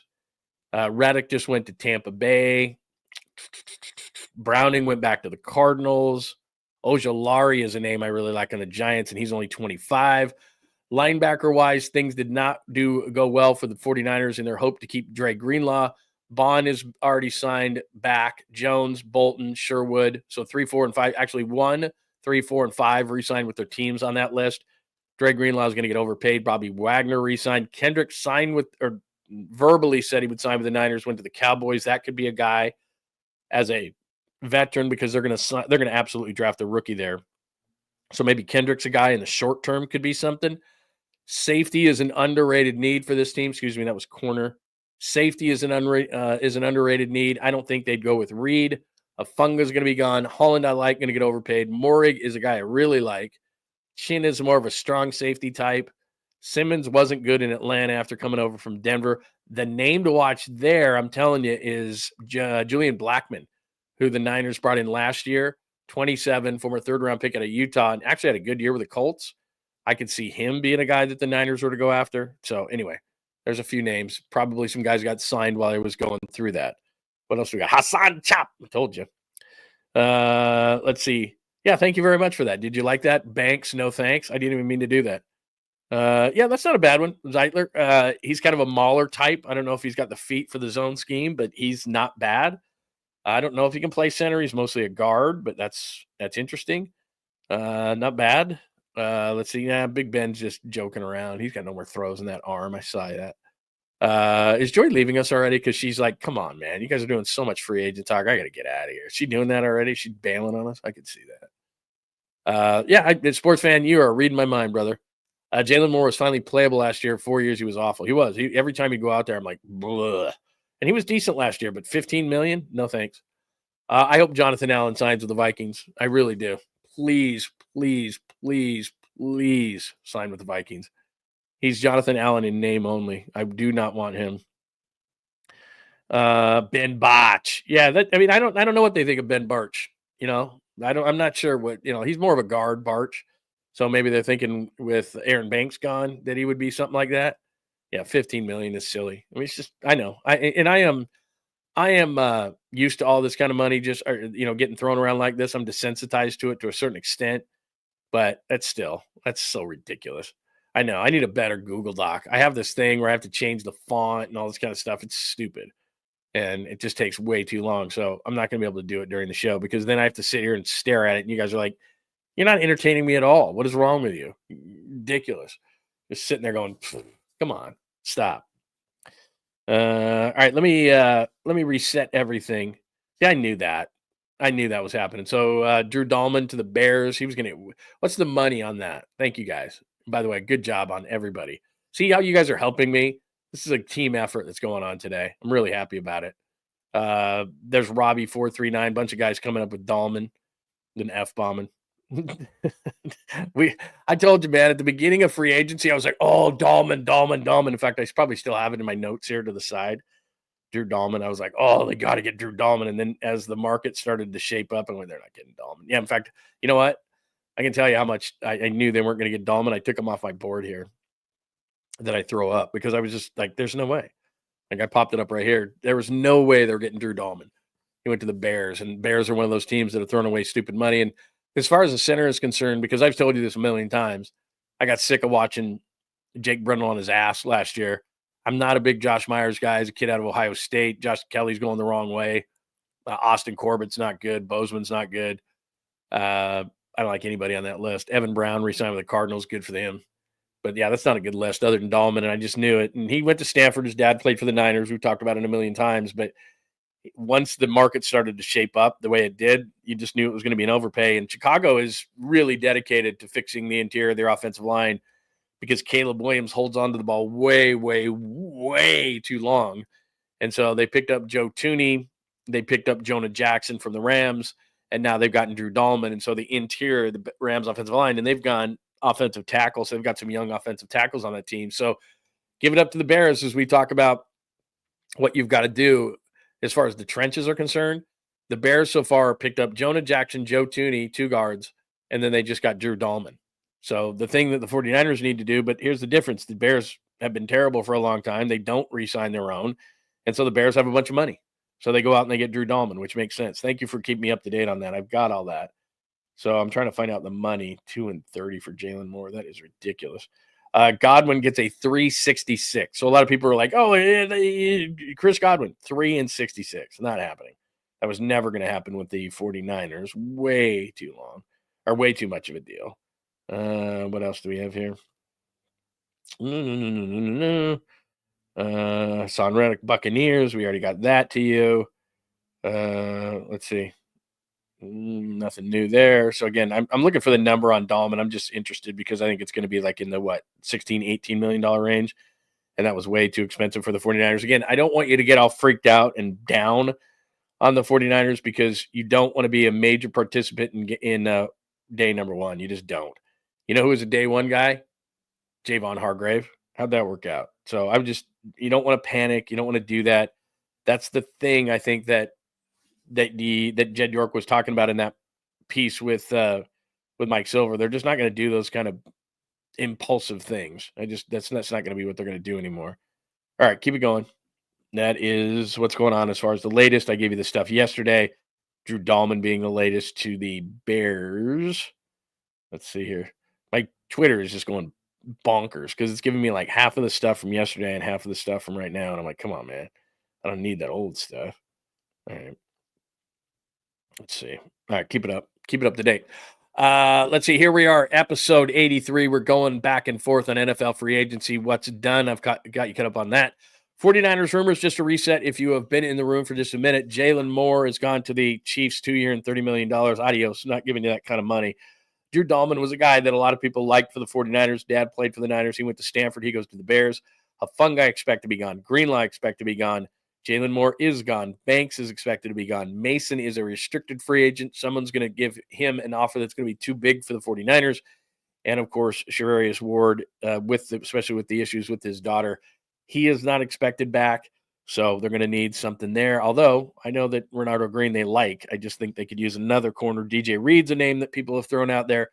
And as far as names I like, and as soon as I say these, they'll be gone. Cam Bynum, the safety. Puna Ford, defensive tackle, not Jonathan Allen. James Daniels, the guard. Jenkins, who's been hurt a lot for the Bears. Now, they don't have any need for him, and he's not going back there, but he's been hurt. Brandon Cooks is a name to watch at wide receiver to fill in the short term for Brandon Ayuk. What else? Eric Kendricks could make some sense, I guess, at linebacker because he did agree to terms with the Niners. Then went to the Cowboys because all the linebackers outside of Dre Greenlaw are off the board, the best ones, and they raised the market on that. And I don't expect Dre to come back. Although the fact that he hasn't signed already is good news for the 49ers. I would say that because I would have thought after all the linebackers went off the market yesterday that his market would be red hot and there'd be a bunch of teams that would want him. 3 and 42 for Dahlman. That's not horrible, but that's what, 14, 15, not 15. That's about 14 a year, right? 14, 28, 42. Yeah. Wow, I'm good at math.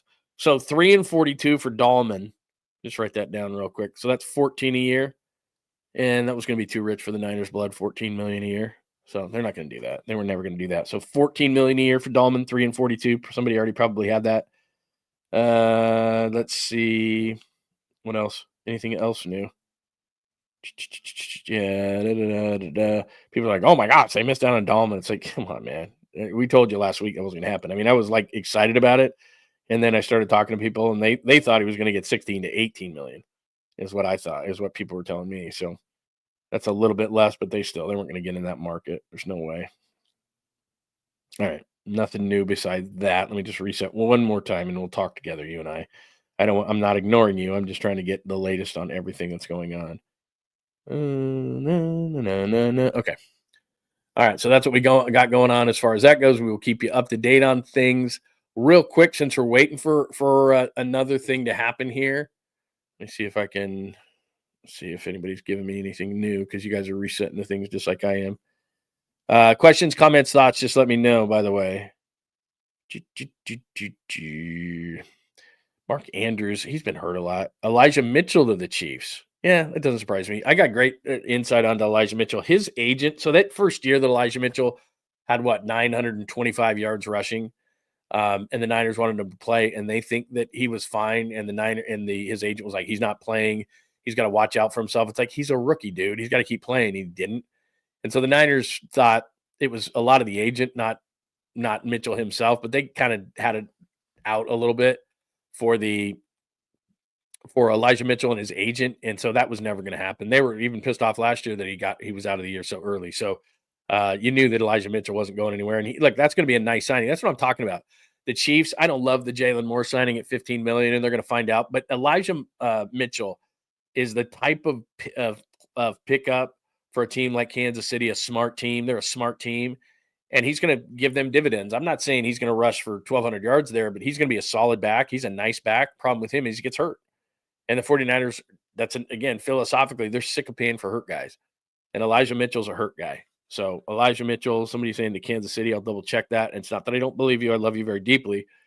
It's just that we've got to make sure that all that stuff is accurate. I'm not saying it's not. But Elijah Mitchell's the kind of, I'm just giving you an example on a player that I think is somebody that you're going to get value out of unless they overpaid for him. And I doubt they did just because he's been hurt so much. So let me just double check on that one. Let's see. I mean, things are going fast and furious.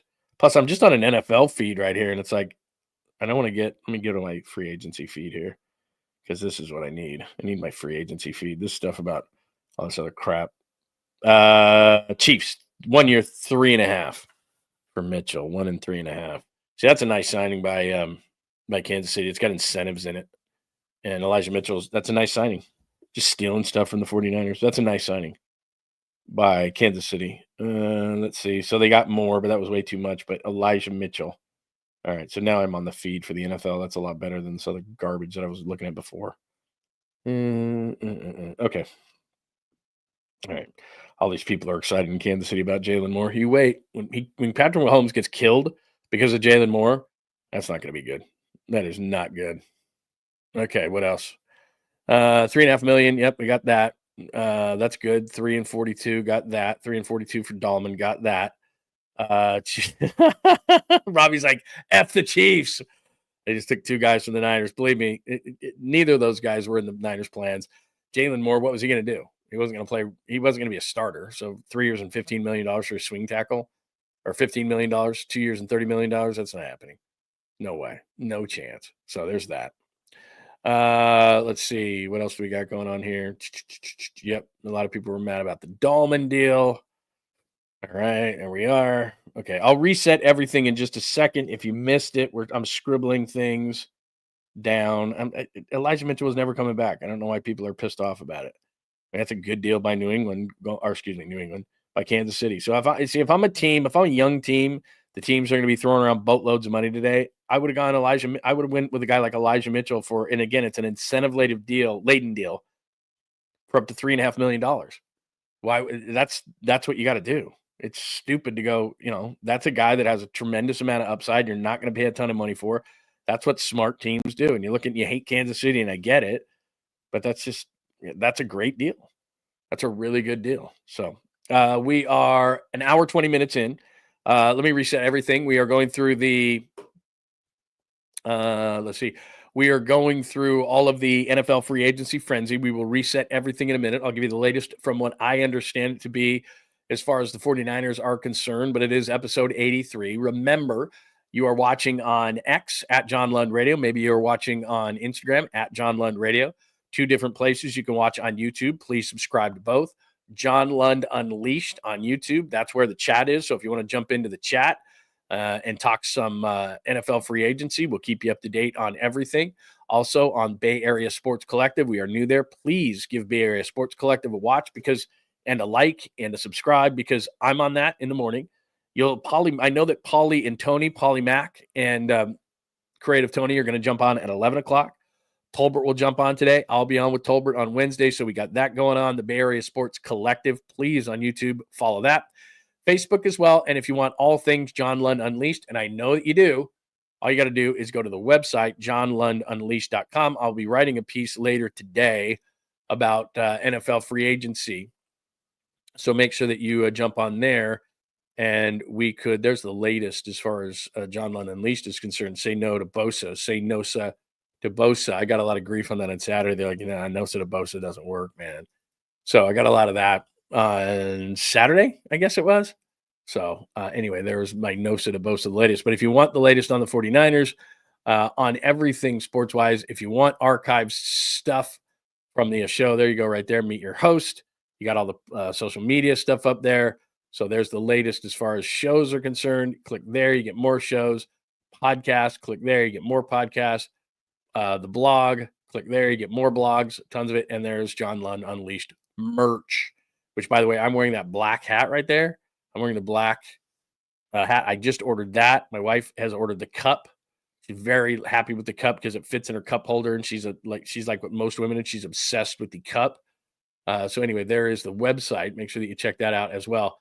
johnlundunleashed.com, in addition to all the things you're doing as far as all the other things that you're doing. So there you go, man. I had just covered up everything right there. I don't know what that was, but anyway, we'll keep you up to date on everything. There's a couple different kinds of cups, Joe Schmo. Thank you for joining me, and thank you for asking. The cup that all the women tote around, there's a 25 and a 40 ounce cup, and then there's the one you can take to the gym. There's a different one, which is the metal water one, which is what I use. Is Kinlaw to Washington a deal? Yeah, go ahead. Again, that's Adam Peters going, I helped take him. I'm going to make sure this works. Go for it. You want Kinlaw? That is no loss. No loss. That's probably, again, for Washington, because they're going to lose Jonathan Allen. Kinlaw's probably, I'm going to predict it without even looking at it. Kinlaw's 1-7, maybe. Something in that range with a lot of incentives. I haven't seen it, but I'm going to go ahead and guess that's about 1-7. And maybe it's a base of like 5 with a bunch of other stuff. Let me see here. Let me look at all this stuff. Nope. Oh, somebody's saying that Justin Fields is on the verge of something, and that's going to get us going as far as quarterbacks are concerned, and that'll get me on the quarterback front. Let me just double check what the Kinlaw deal is. Anybody have the numbers on the Kinlaw deal?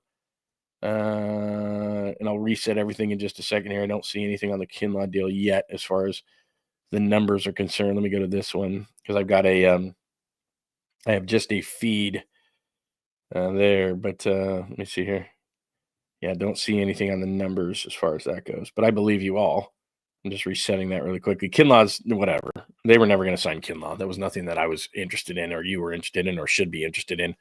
Doesn't make any sense. Kinlaw just constantly on skates here. He's one of the most disastrous draft picks they've taken because they traded Buckner and thought he could replace him, and obviously he wasn't able to do that. So we'll see. Let's see. I would be shocked if it was Fields to Seattle. He just doesn't fit what they're doing. there. I think it's either going to be Darnold or Rodgers there, but I could be 100% wrong. I have no insight. I haven't talked to my friends in Seattle this morning. In fact, I need to text them to see what's going on. Is your Twitter down? Or is Twitter down again? Is the NFL so powerful that it's going to crash Twitter? It could. Because you know how many people are on Twitter right now, just reset it, like hitting it again, like you and I are right now? Everyone's just like, completely just resetting this thing so we can find it. So, Kinlaw to Washington. Maybe Tolbert did tweet that he's not on today. I could be 100% wrong on that. I thought he did Mondays, but he could be wrong. I could be 100% wrong. Hi, Ryan D. Good morning. Want to make sure that we say hello and good morning to everybody. Should I do a reset on everything that has happened today? It's absolutely crazy. Now, I'll just do this real quick, and then I'll add to this whole thing. So if you're just joining the show, movement chart, this was mostly yesterday, as you can see there.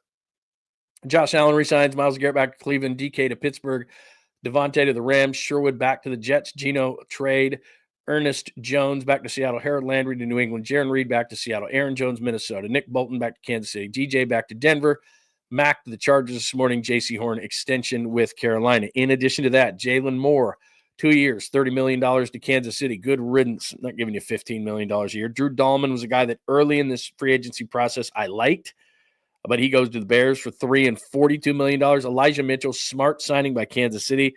Deal up to worth $3.5 million. Hassan Reddick goes to Tampa Bay. That's a nice signing for just 1 and 14 with 12 guaranteed on that deal. We just found out that Kinlaw is going to Washington. That's where Adam Peters is. Makes sense for them. They're going to lose Jonathan Allen. I hope Jonathan Allen doesn't come here. Jonathan Allen is meeting the defensive tackle with Washington, who's Jonathan Allen in name only and not in skill, is going to Minnesota. As far as the 49ers are concerned, those linebacker signings are not going to help the 49ers re-sign Dre Greenlaw. I hope he re-signs here, but those guys – now, this is going to be an interesting story, and you let me know if anybody signs while I'm saying this. He'll probably sign with someone as I'm saying this. But if Greenlaw re-signs with the Niners, then that piece that Silver Road is completely irrelevant because – they're not chopping down. They're not saying, okay, the line is Brock Purdy. That's not what they're saying. They're saying the line is somebody like Dre Greenlaw, where the market says he's worth now 13 to 15 million. We think he's worth 8 million. And that's where we're going to draw the line on these kind of things. This is where we were getting crazy before. That's what this means. So for some reason he does re-sign here, which I don't think he will, then that's what that means. Houston's supposedly interested. That makes sense with D'Amico Ryans. The Rams, that would be the worst possible spot. Denver's been mentioned. Atlanta needs defense like crazy. They've been mentioned.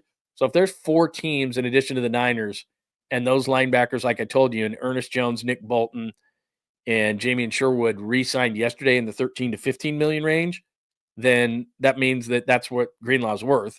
And the Niners don't think he's worth that. I know that. So we'll see. Oh my God. The report on Kinlaw, this is insane. This is why teams are bad. I can't even believe this. Kinlaw's deal is worth $3 and $45 with 30 guaranteed. That's the worst signing of free agency, and I don't know that there's going to be a worse one than that. I thought Kinlaw would get like 1 with a base of 5 and maybe incentives up to 7 or 8. I think he made 7 last year with the Jets. And Washington is giving Kinlaw $3 and $45 with a 30 guarantee. Now let me just pop you something up, and I'll just show you how stupid free agency is. See where Washington is on that list? I know that's small print, and I apologize. Remember I told you about this? Patriots, Chargers, Cardinals, Commanders, we're going to pay stupid money today. Because the Commanders have $72 million in cap space, they're going to just throw stupid money around. And Javon Kinlaw sucks. I mean, there's just no other way to put it. He sucks. He's on skates. He's a rotational defensive tackle at best. We know that. He's a rotational defensive tackle. He can play on rundowns. And he's going to get a 3-year, $45 million contract with $30 million guaranteed from Washington because they have all that cap space. And they're just like, screw it. What are we going to do? Let's suspend it. And again, it depends on how the contract is written, which, by the way, amazing work by the agent in being able to get that deal done in like what? What time is it? How many minutes? 38 minutes. Amazing, because I know they didn't tamper. But that's just a ridiculous contract. Now, here's a bet I'll take. It's probably got some upfront, big upfront money and all that kind of stuff, and then they can probably get out of it in a year. It's everybody, oh my God, it's 3 and 45 with 30 guaranteed. Oh my God. And then get down to it, and it's like a $110 million contract. That's generally what it is. But still, just on the surface and looking at that deal, my brain doesn't believe what my eyes see. Like, my brain's like, reject. 3 and 45 for Kinlaw with 30 guaranteed. That's silly. That's just stupid. That's just like, you have money under the cap, and so you're just going to say, okay, well, we're just going to spend money on that. It's just a ridiculous signing. Ridiculous. God. Oh my God. 3 and 45 with 30 guaranteed, Kinlaw. My God. Like, Kinlaw, if he was successful, would have gotten that kind of a contract. And if he's getting 3 and 45 with 30 guaranteed, Jonathan Allen is not good. Was not highly rated, but I'd take Jonathan Allen over Kinlaw. So what's he going to get? That takes them out of the market probably for him, unless he's going to do like a 1-year deal because he's 30. So this is not a bad thing. I know everybody's going, oh my God, when are the Niners going to sign somebody? Giving Jalen Moore 2 and 30 like Kansas City did, giving Kinlaw 3 and 45 with 30 guaranteed like Washington did, those kind of things are stupid. Patrick Mahomes is going to get his butt handed to him, and that kid from BYU, I can pronounce his first name, Kingsley, is going to be the starting tackle at some point during the season because Jalen Moore is not going to be able to handle it. He's a swing tackle who's getting paid like an above average left tackle, and he's just not. So there's the latest on that. My God, Kinlaw is getting paid that kind of money. I thought it was going to be it'll end up being like a 1-year deal. You watch. But still, it's the agents going, look, let me put it this way. If I was a football player right now looking for an agent, whoever Javon Kinlaw's agent who just got him 3 and 45 with $30 million guaranteed, that's who I want him as my agent.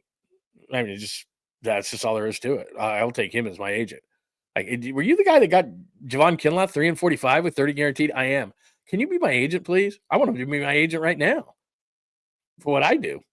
I'm going to get a new media agent. My God, you kidding me? Kinlaw.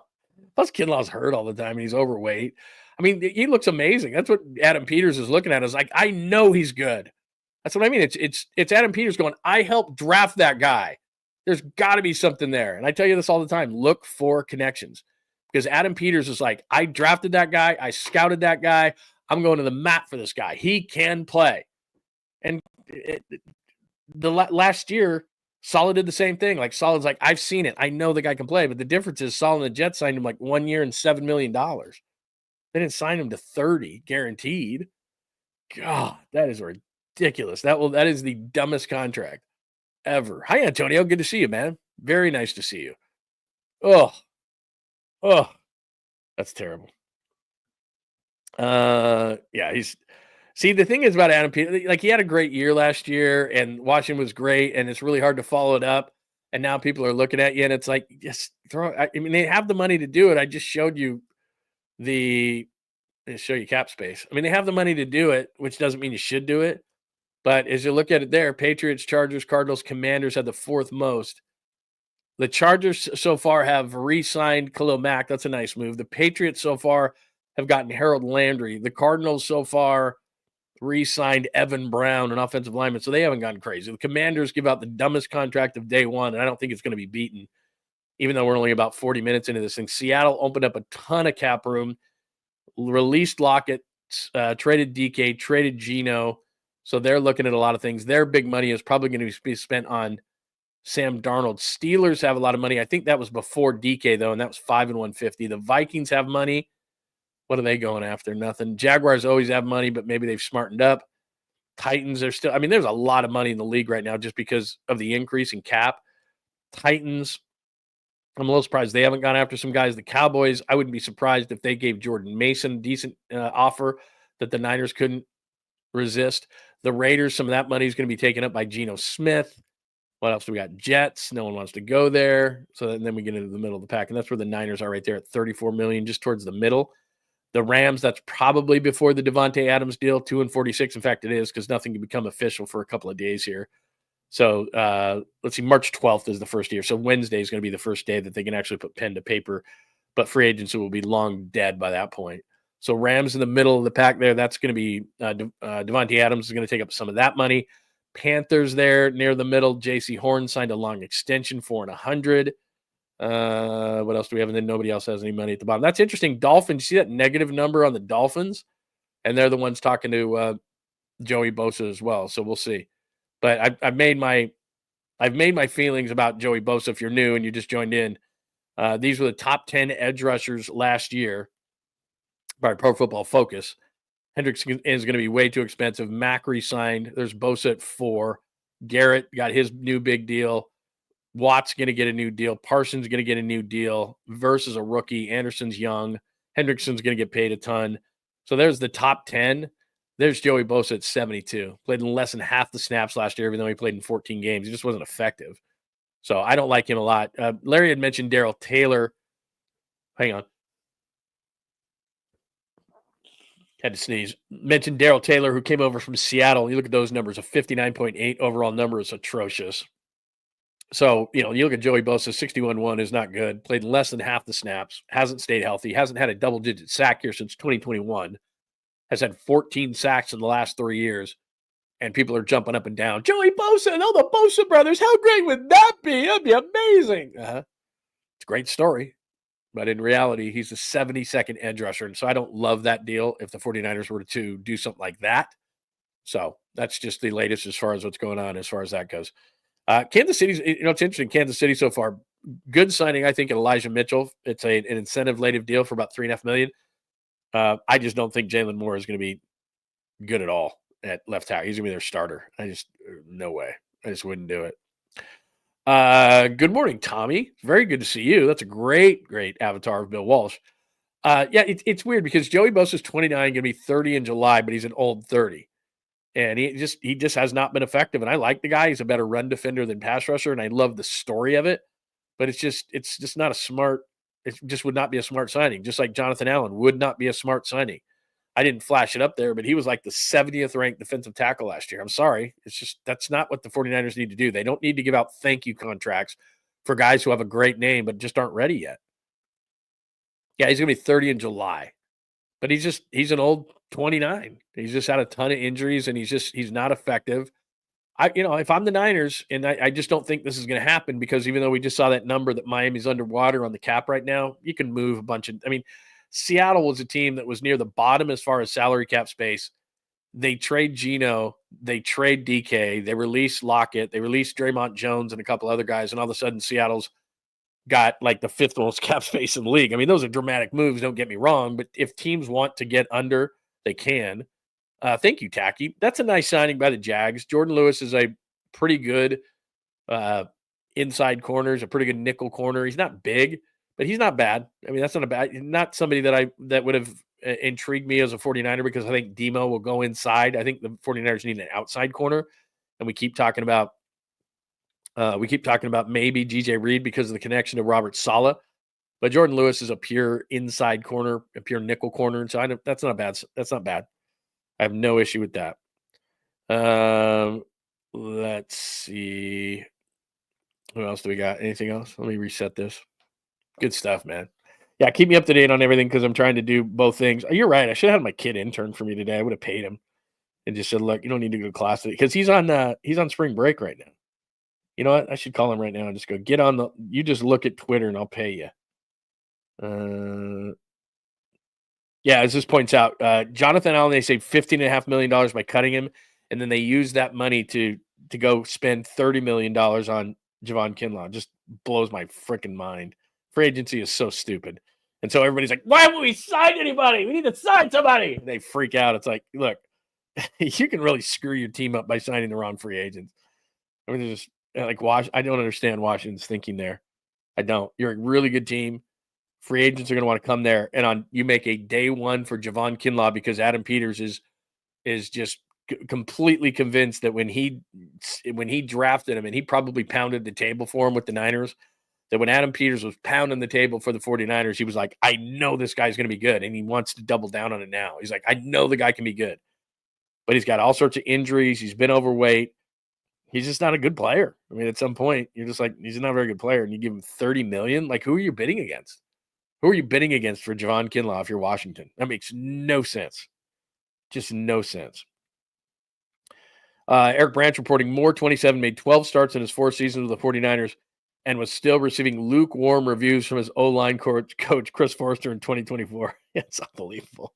Jalen Moore is going to get 2 and 30. And even smart teams, like Kansas City's smart. The Elijah Mitchell signing is not bad. But, geez, giving him that kind of money. Like I said, don't freak out if the 49ers aren't paying anybody or anything like that. It's ridiculous. There'll be some good smart signings here, and we'll point them out. But here we go. Close looks like Jeremy Fowler reporting that the Broncos are working to close a deal with Talanoa Hufanga. And again, that's not official, and you may have beat me to that because I'm staring at this kind of stuff. Jimmy Garoppolo back to the Rams. Jimmy G back to the Rams. Oh boy, bet Devontae Adams is very happy about that. Remember that during receiver? Oh my God, he wanted to kill Jimmy G. So Hufanga close with the Broncos. I told you they didn't even have contact with Hufanga. He was going to be way too expensive. Wasn't going to happen. Let's see here. So let me just write that. Huff Broncos in a question mark. Just so I can keep you up to date on everything. We'll see what that number is. That's going to be a big number. I told you in the offseason, I told you in the lead up to free agency, Xavier McKinney, who went to the Packers for 4 years and $69 million, 69, was going to be the benchmark for that one, and I didn't think that the Niners would even be close. I didn't think they'd even try. So that's the latest on that one. Good morning, Ty. It's very nice to see you. Wake up, wake up, wake up. Yeah, let's go, man. We've been doing that. We've been at this since 8 o'clock, and we got to keep going here. Let's see. Let me double check what time it is here. It doesn't matter. 9:50. We're an hour into this thing. Boy, these agents are just amazing, aren't they? Are these agents amazing that they can get these deals done in 50 minutes? Because they didn't tamper. I mean, people tell me all the time, Lund, they don't tamper. That would be illegal, Lund. Remember those guys that were hitting me up and doing that? That would be illegal if they tamper, Lund. They can't tamper. They'll get fined. They'll lose draft picks, Lund. Okay. Thank you. Hi, Bill M. Everyone is getting 14 or 15 minutes. Could that be the new minimum for a decent player? I have no faith in this team to make a good move. I have faith in them making a good move. It's just what I want to clarify, because I have talked to some people on the silver piece. They're not drawing the line on Brock Purdy. They're not drawing the line on a Nick Bosa. They're upset, or he's upset, that they went as far as they did on Ayuk, but I've clarified this many times with you, but I'll do it again. It's a 3-year, $76 million deal that, $25 million is a lot for a wide receiver. And there's a lot of teams this year who watched the Super Bowl and went, oh, yeah, the game's won on the inside, not the outside. What were we thinking? And sorry, they're undoing things. Devontae Adams, Cooper Kupp, Trade Metcalf, all these different things. Receivers are moving all over the place, and they're trying to get back to the trenches. I mean, if you look what the Bears are doing, they signed Drew Dahlman. If you're just joining us, they traded for Joe Tooney. They traded for Jonah Jackson. I think Seattle's going to go big into the trenches. That's just what teams they're looking at it going, oh, when Jalen Moore gets 2 and 30 from the Niners, he's not even a good offensive tackle. From the Chiefs, I mean, he's not even a good offensive tackle. Kinlaw gets $30 million guaranteed from Washington. Adam Peters is pounding the table. I helped draft him. He's good. I know it. And it's like, okay, dude, that's up to you. He's not, but okay. So, people are reinvesting in the trenches, and they're realizing that the receiver position is not a mandatory and elite position in the NFL. It's nice to have one, don't get me wrong, but I just think that it's a major problem for teams, and they're trying to undo those things. What I'm saying about Silver's piece is twofold. A, Jed has not lost the desire, the desperation that I feel when I go down to 49ers HQ to win a Super Bowl. That's not accurate. The accurate part is it's not that they're drawing a line on Brock Purdy and his deal. It's stupid contracts. So it's something that they feel like are emotional contracts. Dre Greenlaw at this point, and I could be wrong on this, but Dre Greenlaw seems to me like it would be an emotional contract. Yesterday was not a good day if you wanted to re-sign Dre Greenlaw, because Ernest Jones goes back to Seattle. Sherwood goes back to the Jets. Bolton goes back to the Chiefs, and all to the tune of $13 to $15 million a year, when the Niners think that Dre Greenlaw is worth $8 million. And so that's where it is like, oh my God, we've got to have Dre back. You'd have John Lynch pound. Please, can we have the money, Jed? Please, hello, are you there? We got to have the money. We got to have the money. And it's like, no, we're not overpaying by $7 million for Dre Greenlaw. We're just not going to do it. So that's what the article where I agree with the article on those kind of things where they're not going to get emotional. They're going to be a little bit smarter when they do things, a little bit more calculated. But that everybody misconstrued that and said that was going to be Brock Purdy, that they're going to play hardball with Brock. Well, of course they are. That's the negotiation. But they're re-signing Brock. They're not drawing the line at Brock. They're drawing the line at what they would have done in the past is they would have rushed out and signed Dre Greenlaw after those 3 linebackers signed yesterday, which reduced the market and gave Dre a ton of leverage. So, look, if he re-signs here, I'd be pretty shocked because I just don't think about it. But I don't think that's going to happen. Again, getting close on Hufanga is Denver, according to Jeremy Fowler. Jimmy back to the Rams. Kinlaw is the most ridiculous contract of the day. He goes to Washington and Adam Peters, trying to still prove that Kinlaw was a good pick, and he wasn't. 30 guaranteed. Jalen Moore, $2 and $30 million with the Chiefs. That's a bad signing by them, but good luck. Drew Dahlman, who at one point I thought could be a 49er target, but got too expensive, goes to the Bears for $3 and $45. So they've redone their entire interior, their offensive line. Elijah Mitchell, we hardly knew ye after that first year. He goes to the Chiefs with an incentive-laden deal, I'm telling you, for $3.5 million. That's not a bad signing. He fell out of favor early with the 49ers, like his rookie year. Not him, it was his agent. Saying he's hurt. He's got to watch out for himself. And the Niners were like, dude, he's a rookie. He's a rookie. And they're like, we don't care. So that wasn't great. Jalen Moore gets $21 million at signing. God. For a swing tackle who at times almost got 49ers quarterbacks killed. He really did. At times it was like, this guy's coming in? Oh, my God. I'd want out of the game. All right. That is the latest. There is, hello, Harry Johnson. It is great to see you, my friend. You can always contribute to the show. Thank you to the people with the supers. Harry and Macy, look at that extra hour. He's killing me. I have been 14 years. Sorry, bro. Yeah, daylight savings time. And unless people would remind me of it, I don't think about it. But if you're in Arizona, that's different because they don't observe daylight savings time. So now it's an hour earlier. Like my son right now, they're on the same time as we are. Sorry, Harry. I hope we still have you. And even if you're late to the show, it's fine with me. It's just, I'd hate to lose you because you're so good. But yeah, sorry about that. And I'd love to acknowledge you. So thank you very much for the super. I appreciate it. By the way, I might be going down this weekend to Arizona. Could be, because I want to go to spring training. And so we could have something there. So anyway, welcome to the show. We're going through free agency. That is the cover of the show. We're an hour 47 into it. As you can see, Darnold hasn't signed. Josh Allen extension. Jonathan Allen visiting Minnesota. Dre, I doubt, is coming back. Hufanga looks like he's going to the Broncos. There's a picture of DJ Reed. DK Metcalf gets traded to the Seahawks. I don't want Joey Bosa. Could be. Javon Holland is a Bay Area guy. Safety, I really like. Probably getting overpaid, but I like him. And I think they need a safety. It's a place that nobody's talked about. Really, really quickly, just so you know, remember I told you last week about that tape? See that picture of that tape right there? I have it in my dirty little hands right now. But what I did was I finally digitalized that interview with Steve Young. And it's me and Steve in 1998 courtside at Jazz Bulls Game 2, the Last Dance Bulls. And I'm corralling Steve, and he's trying to run away from me. So it's kind of funny. So I have that posted at John Lund Unleashed on YouTube. And I'll put that at johnlundunleashed.com as well. But there's my 27 years I had this stinking tape. I had this hunk of metal up my ass. No, I didn't. This was not up my ass. But this tape I had for 27 years, and it actually held up pretty well. Game 2 NBA Finals, and so I digitalized it and laughed because I'm trying to do radio voice guy. What's going on? Steve Young's with us courtside. I'm trying to be Mr. Authority. It's like, bro, like lighten up, Francis. So anyway, let me get back to the live chat to see what I've missed here. What other dumb signings have there been today? Let's see here. Anything else? Yeah, you're saving time for Kaminga, aren't you? Yes, I am. I'll get into Kaminga when we run out of stuff. See, this one hurts me. I like this move. This is a nice move by the Giants, depending on the money that they're giving out there. But that was a guy that I was kind of holding out hope to. Inconsistent, had injuries.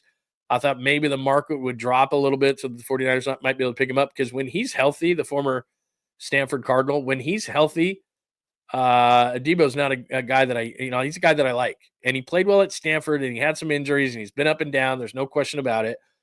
But he's a nice player. And if they get a guy that is healthy, and that's probably why the Niners didn't pursue him, and probably he's going to be, if he's going on day one, then he's probably getting too much money as well. Then that's going to be an issue. I agree with you on Mitchell, only available for 27 of 60 games. And thank you, Jason, for pointing it out. As I told you, there was an issue early on in his career where the agent, after his first injury, I can't remember if it was a knee or something, the Niners and he and his side were at odds about how severe the injury was. And the Niners were like, he can play. Our doctors looked at him, he can play. And the agent, when Mitchell was a rookie, had the 925-yard year, was a rookie, the agent was like, now we got to watch out for his future. It's like, he's a rookie. He's trying to prove himself. He's a 6th-round rookie. He needs to play. And the agent was like, nope, we're holding him out. So, yeah, sometimes he was injured. There's no question. Sometimes it was like, I'm just holding out for the future. And last year, I can just tell you, the Niners were not happy that he made the decision he did to shut it down when he did. Because he's like, well, he's going to be a free agent. Well, congratulations. You parlayed that into a $3.5 million incentive-laden deal. So it wasn't like it was great.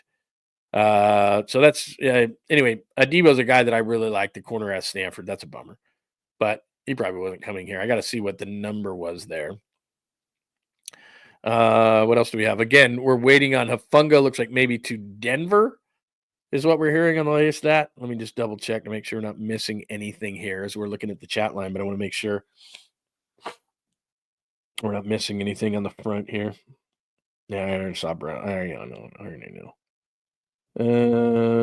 Let's see. Yep, Funga. They're still saying they're working on it. Nothing new there. Okay. All right. Nothing new as far as that goes. All right. If anything happens, you let me know. As far as a couple other things I'll mention, I mentioned Steve Young, 1998. If you want to watch that one, or at some point, it's an audio interview, but I just put a cover on it, so you can check that out as well. Kind of had some fun doing that. I listened to the whole hour of the pregame show, by the way. It was pretty incredible. So you can see that at some point. Over the weekend, we did a Saturday show. We talked more about the 49ers being desperate to win. So if you missed the Saturday show, episode 82, you can go back and watch that one as well. That's on John Lund Unleashed and Bay Area Sports Collective. Cap space I already went over with you. So there's the cap space as far as that goes. Again, the Commanders using it to go after Javon Kinlaw. Movement chart, we've gone over that a couple of different times, so I'm not going to get into that too much, but that was as of this morning, as of 8 o'clock when we went on the line, when we went on the show this morning. A lot of re-signings, essentially, and there have been a lot that have happened since the show started, so we'll keep you up to date on everything as far as that is concerned. By the way, if you'd like to subscribe, Bay Area Sports Collective, click on that with your phone right now, and then you don't even have to leave the show. That's where I am, Tommy, and that's where Paulie is as well. Paulie is going to have a show at 11 o'clock. Somebody told me Tolbert is not having a show today. I thought he was, but I could be wrong. And I know that I'm going to be on Tommy's show on Wednesday, and we'll go back to chopping it up from there. As far as other things gone on, I've already done NFL free agency. We're in the midst of what's done. We're doing that throughout the thing. Not huge on Bosa. Seahawks gone crazy. Steve Young from 98. Kuminga's still out. So Warriors back on the court tonight. I honestly, I feel like I'm in a restaurant. My food is taking forever. And, you get that thing where it's like, what did they have to do? Go, did they have to go kill the cow and, all that kind of stuff? I just he's missed 31 games with that ankle now. And the only thing really as far as the Warriors go, what they do down the stretch is important. I just think they need to hold on to the 6th seed. And Jimmy Butler was great over the weekend. They get another win, but you need to incorporate Kuminga into this thing. I just think that if they want to go to the places they need to go, Kuminga would be a big part of it coming off the bench, and they need to figure it out. And if I'm Jonathan Kuminga, I'm hoping he's watching Jimmy Butler's game and wants to be that. Get to the line, mid-range. If you got an open 3, fine. Drive to the basket. Nobody can stop him. The guy's fast, athletic. He can get to the rim anytime he wants to. And think about just getting to the line if you don't score. I hope that that's the case. And I hope that he understands, because agents can be a big part of this. I just told you that with Elijah Mitchell. Agents can get in his ear and say, Jonathan, if you're going to get that big contract, you need to start. And I don't want him to be a pain in the butt. He can't start with the way that this team is concerned, because Butler doesn't shoot well enough. Draymond doesn't shoot well enough. If Minga in there, then that's a third non-shooter, a distant shooter on your starting lineup. You're not going to do that. So he's got to be cool with coming off the bench. So they've got to get him incorporated into this thing. We're less than 20 games left. We're down the stretch. And so they got to get him incorporated into this offense. So I just wanted to make sure I mentioned that, because I wrote it down. Giants weekend we'll get to, Caboose we'll get to, random we do throughout the show. And that's up to you to make me go random. That's not up to me. Although I could tell you some good Steve Young stories and so forth. But we're trying to keep you up to date on what's going on as far as the NFL free agency is concerned. And if you have any questions, by the way, fire them my way. What are we saying about that? Mike, that's a good call. Look, I like Asante Samuel Jr. I wouldn't mind that at all. 2 picks prior to that, just playing I like him. And I know that there's been lots of talk about Asante Samuel Jr. That'd be nice. All I'm simply saying is that a veteran in some way, shape, or form, I really think a safety. And then I like Bernardo Green, but they need a veteran corner. That secondary, I think, needs a veteran safety, free safety, not strong safety. Mustafa's going to be the strong. But they need a free safety, and they need a corner so that Bernardo Green can be a third corner, which would then push Demo Lenore into the slot on passing downs. That would be optimal, I think. But I could be wrong. That's a nice signing. I don't mind that. This is going to be an overpay without even looking at it. Tacky is doing a tremendous job. That's Titans. Titans have a lot of cap room, so that doesn't surprise me. I bet the Titans were probably in on Jalen Moore as well, because Dan Moore and Jalen Moore are pretty much the same guy. Dan Moore comes over from the Steelers. He's a little bit better, I think, but they've been looking to replace him for a long time at left tackle. And so the Titans have a bunch of money and are desperate, and I bet the Titans probably paid more for Dan Moore than the Chiefs did Jalen Moore. I don't even know that for a fact, but I'll bet you on it without even looking at it. So, by the way, you know what's funny? In fact, you know what? I'm going to, while we're doing this, let me just play one quick thing out of the Steve Young, because here's what's funny about it. I'll double check on the numbers for those guys, but let me just do one thing that's self-serving, but just for a second. So you want to hear something funny? So again, just to go back to this, and you can listen to the whole thing later. So I find this tape almost 30 years ago, and it was a courtside interview I did in 1998 at the NBA Finals. I was the courtside reporter for the Utah Jazz radio network, and we're doing the pregame show before Game 2. And just to set this up really quickly, when the let me just double check this. Okay. What's going on is there's no room on the court. There's no room whatsoever on the court. And because there's so much media, and so like all these people, and the guy that you're going to hear who's the pregame host, his name's David Locke. If you've heard the Locked On Podcast Network, that's David. Got me into the business 30 years ago, and he's the courtside host with Tom Nasalki, who's now passed away. But you'll hear him in the introduction here. This is 1320 KFan in Salt Lake City in June 5, 1998. And you'll hear him say, and Steve Kerr is shooting on one end of the court. This is how old this is. Watch this. Let me just play this really, really quickly, and we'll go back to all NFL all the time. So listen. NBA playoffs, Jazz courtside is on 1320 KFan. The Jazz are getting ready for the Bulls. Let's go back to the Delta Center for the insight of the coach Tom Nasalki with David Locke on 1320 KFan. Steve Kerr's launching shots from 3. Chris Morris practicing free throws on the other end as we come to you live from the Delta Center. David Locke, along with the coach Tom Nasalki. KFan time, 6:23. Steve Young finishing up some stuff with can't figure out who he's with, but he's with somebody, and then he'll be coming over to John Lund here in just a moment, so we'll have that conversation upcoming. Let's go to John Lund, who's standing by with the quarterback of the San Francisco 49ers and is also the former BYU great. Steve Young is with our John Lund here courtside at the Delta Center. Steve, kind of nice to maybe be watching the game tonight and not having to be playing in it. You're used to these situations. I don't know which one's worse, sitting at home and watching it or being right there, because it's, I'm nervous for the guy. I want to see him win. I feel like I'm watching my brother play football. I'm way more nervous to watch than play. And so I think that's why fans struggle so much, because we have nothing to do with it. So we just have to watch and be nervous. You know the pressure that these guys are under, Steve. What are they feeling right now before a big game like this in a finals-type situation? They're used to it. It's not as bad as you would think. We'll I got to go take through a this picture. later. Talk for a second. Yeah, well, hang on. Guys, Steve Young's got to take a quick picture. He's ever popular, as you can probably tell. Everybody's trying to get on to Steve Young. He'll be back with us in just 1 second. Well, it's okay. I got to hit everybody. You're trying to get a piece of him also. Jack Nicholson's waiting to talk with you, John. What's that? Jack Nicholson's up here. See, that was the day I got turned out by Jack Nicholson, too. I went up to Jack Nicholson. I've told you that story probably before.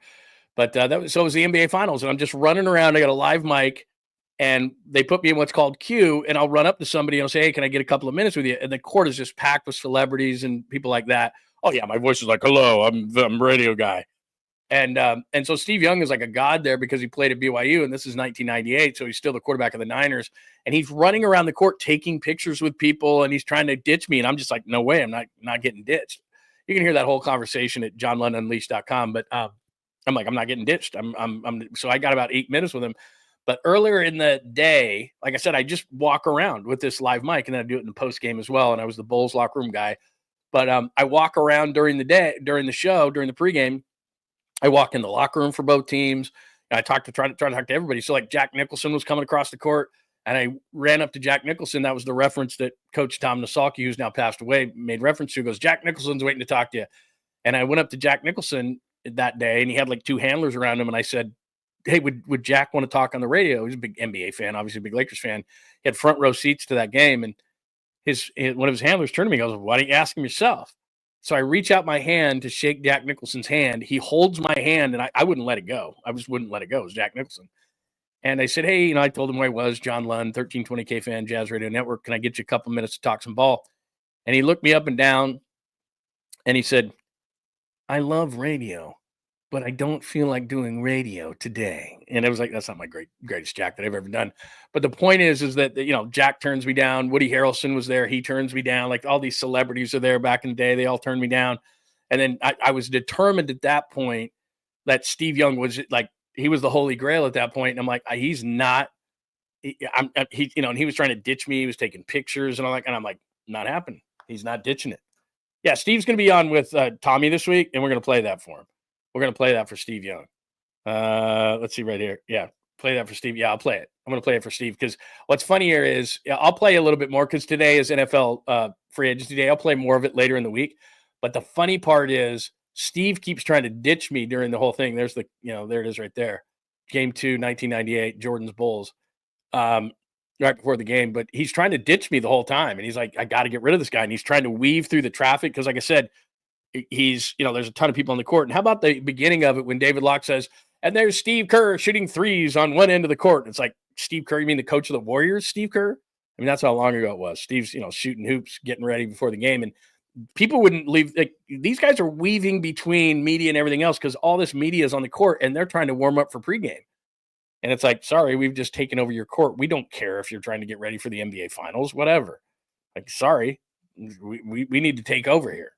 Anyway, there's a quick, I had to divert away.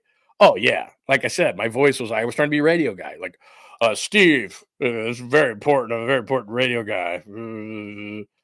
So, anyway, I like it. But we'll play it later on in the week. This does not surprise me whatsoever, Milton Williams going to the Panthers. This is a typical example. I could be wrong, but this is a typical example of a guy playing great in the Super Bowl. He's a 4th-round pick for the Eagles. He's a nice player, but he's going to get overpaid because the Panthers stink, and they're going to say, "Oh yeah, we're going to get a Super Bowl champion. That's going to change things." And it's like you're just going to overpay for a guy, and you're going to be disappointed by him. That's just what it is. So that doesn't surprise me. Tacky is breaking news, man. Tacky has become the Adam Schefter of the show because I'm trying to keep up with things, but I have to entertain people at the same time. I've got to do 2 things at once, and I can't walk and chew gum at the same time. Hafunga, that sounds official now. Hafunga to Denver. It's not a surprise. Hafunga to Denver. All right. So there we go. Hafunga to Denver. We're keeping up to date on everything. Milton Williams finalizing with the Panthers. Let's see what else here. Yeah, I agree with you, Joy. Steve's trying to ditch me. Like, what's up, bro? And we've, I was on Tommy's show, so we did lots of. Oh, you're killing it, man. No, I'm being honest. You're killing it. You're absolutely killing it. I'm not making fun of you at all. Tacky bombs. That's it. Mike just said tacky bombs. Yeah, absolutely. Tacky bombs, man. You're killing it. You're crushing it, man. And then I'm just going to Twitter and I'm just finding out this double checking. Not that I don't believe you. I believe you so very much so. Very much so. You got married in 98. So there you go. Yeah. He was running around just trying to ditch me the whole time. Just ditching. Like this, I gotta go. Because at the end I forgot to, let me see if I can I don't want to go away from this because I know a lot of people are gonna be like, hey, Lund, you got to keep up to date on everything that's going on. But let me do one thing here. Hold on just a second. Yeah, old school cassette tape. Like I said, this is the cassette right here, 1998. And I showed this before, but it says there's a dot on that thing. What is that? Is that on the case? There we go. Some food on there or something. But if I can get that close enough, look at that. 6-5. Yeah, there you go. Now you can see it. Game 2, 6-5 NBA Finals. It was June 5, 1998. And I had this in a box forever. And then I finally got this little thing that you plug in your computer. It's a cassette player, and you plug in your computer, and you can digitalize it. And actually, for being a 27-year-old tape, I mean, it's, it ain't bad. It doesn't sound bad. Let me see if is it going to pick up where I left off? Because where I left off that's where Steve was ditching me, and I don't think you could hear that part. What's that? Jack Nicholson's up here waiting to talk. I know. I'm going to get Jack too. He turned me down, but he doesn't know what I'm about. He doesn't know. I'm persistent. He doesn't know the essence of John Lund. I'm very persistent, to say the least. I'll tell you one thing about what Steve said that was really true. Can I just catch you really quick again? Yeah, we can get back to that. No problem. Yeah. Steve Young is back. And, Steve, how tough is it to be the target constantly? How tough is it to be the target constantly? Oh, my voice right there. But see, Steve tried to ditch me. So what he did was he went and take a picture, and then he starts, walking fast the other way. And I was like, no chance. I went right after him. So, anyway, well, that is in its whole and in entirety at johnlundunleashed.com on YouTube, which you can subscribe to. And I will make sure, by the way, ooh, that's a nice move. We got Godwin back to the Patriots, but back to the Bucks, but that's a nice move. And again, another linebacker off the board. Yeah, that's a loss for the Raiders for sure. That dude, I'm not saying he's an upper echelon guy, but he was a hustler. He's a nice player.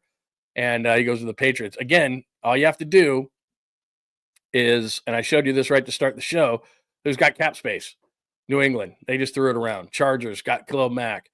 Washington threw it out at Javon Kinlaw with $30 million guaranteed. Silly. Who else is throwing money around today? The Panthers have thrown a little bit of money around today. Titans just signed Dan Moore. So the team, you knew who was going to be the stupid money today, and the Niners weren't going to be it. We're just kind of waiting. Hufanga goes to the Broncos, by the way, if you just joined us. And I do think that at some point we're going to get a move on Kinlaw just because all the linebackers have gone off the board. So we'll see what kind of happens there. Let me reset everything for you really, really quickly as far as key positions are concerned. So we're waiting on the quarterbacks. Sam Darnold, I thought, would be already signed by now by Seattle, so that's an interesting one. Justin Fields maybe back to Pittsburgh. Where's Aaron Rodgers going to go? Seattle, Pittsburgh, they've been named there. Receiver-wise, Higgins franchised, Godwin back to the Bucks. Diggs is a major issue. I think Hopkins is retiring. Slayton, they're saying, is going to get $10 million a year. That's ridiculous.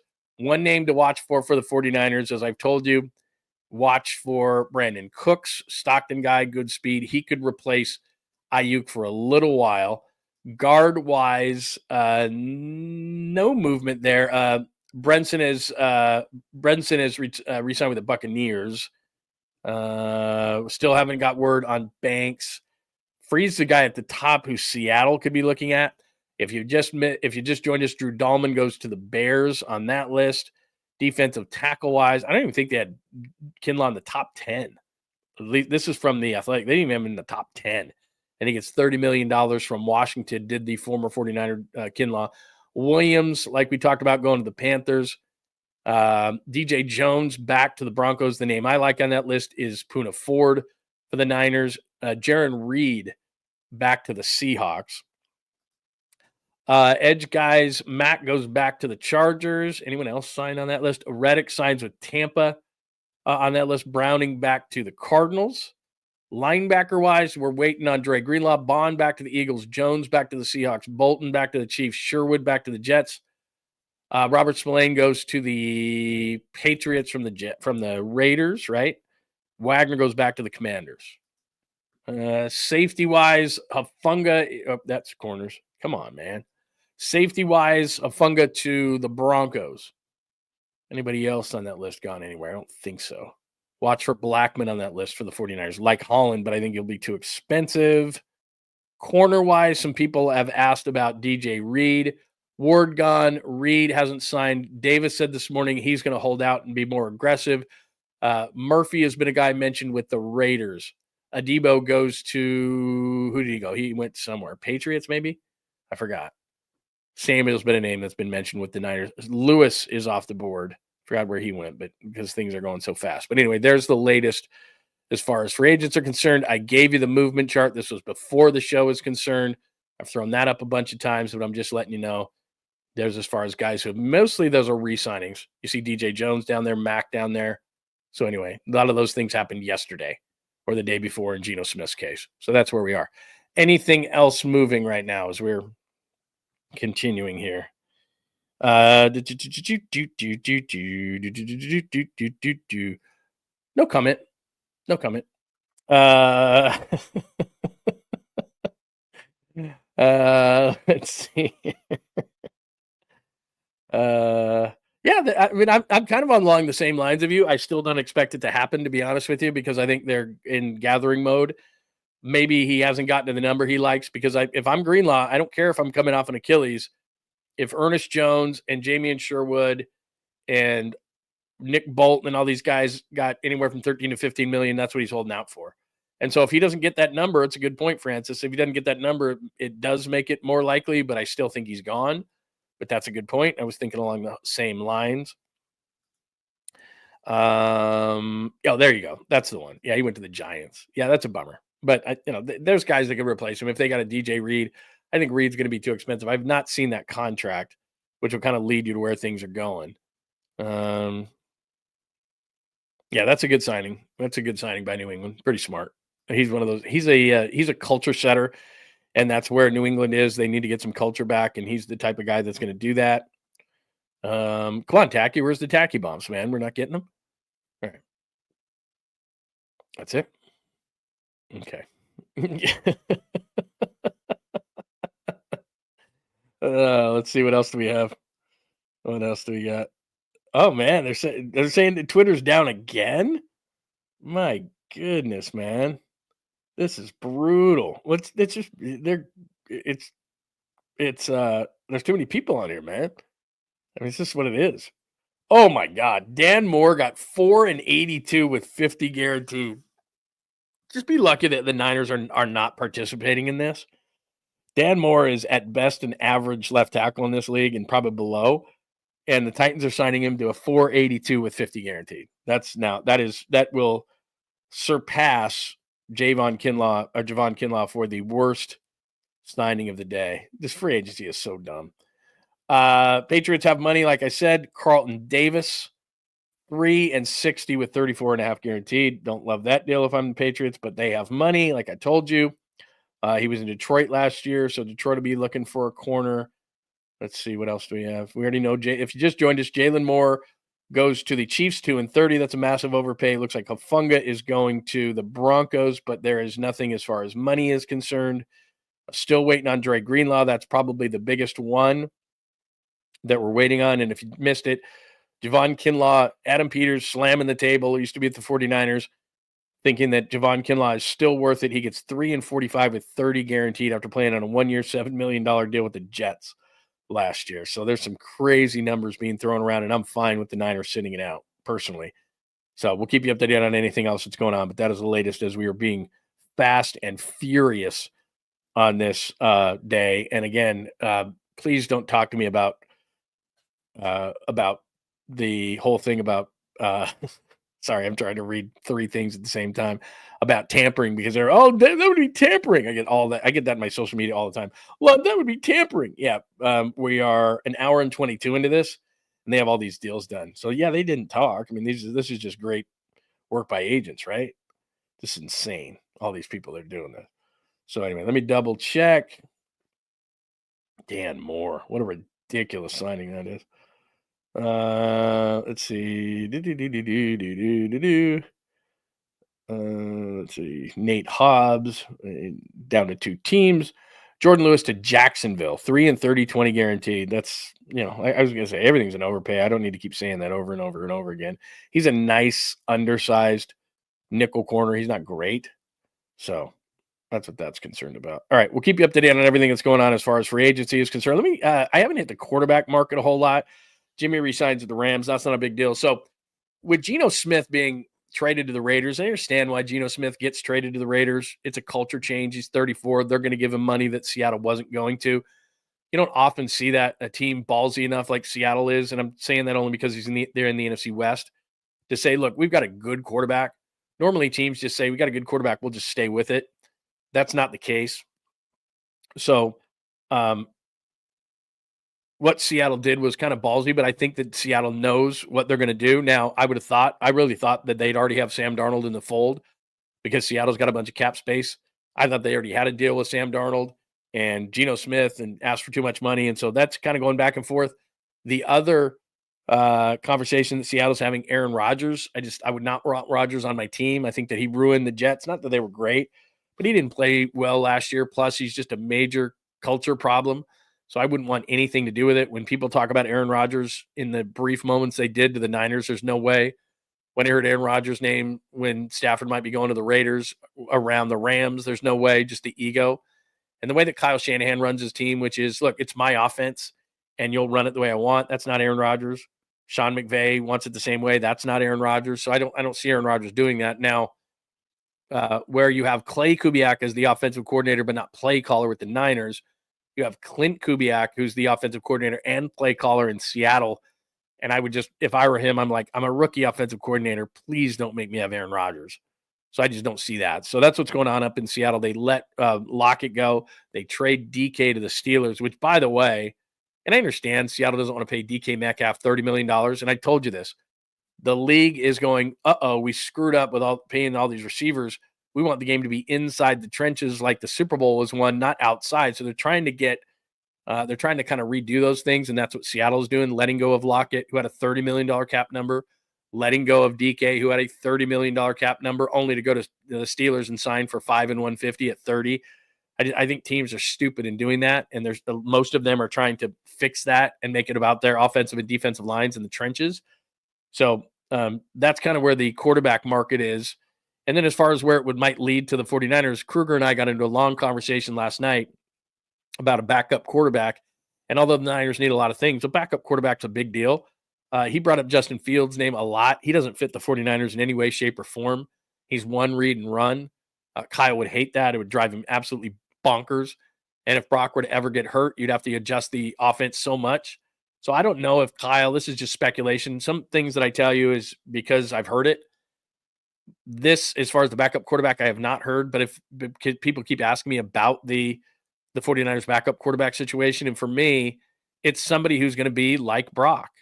And I'm not saying Zach Wilson is Brock or anybody like that, but I think from that draft, because people bring up Justin Fields' name, I just think it's going to be a guy. Maybe I'm not a Zach Wilson guy.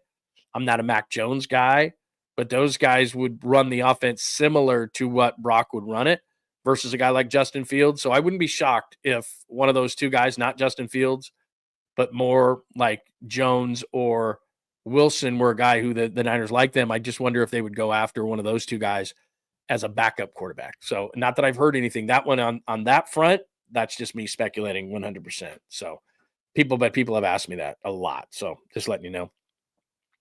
What else do we have today? John, again, thank you for getting up early, man. I really appreciate it. What else do we have? No. I'm not a big Ryan Kelly guy, man. I looked at it because I was looking at centers. He's regressed a little bit, and I'm not a huge guy. I mean, not a huge fan, but I could be wrong. What did I do? Yeah, I told you that right now. I told you that last week, actually. I put that on a piece, actually. If you go to johnlundunleashed.com, I told you they have $65 million in dead cap space, guys who aren't going to be on the team this year. I told you that last week, and it led the NFL. So think about this. Javarius Ward is not going to play for the Niners this year. It's going to cost him $12 million. Eric Armstead is not going to play for the 49ers this year. It's going to cost him $15 million. Javon Hargrave is not going to play for the 49ers this year. It's going to cost him $7 million. On and on and on and on. Deebo Samuel is not going to play for the 49ers this year. It's going to cost him $31 million.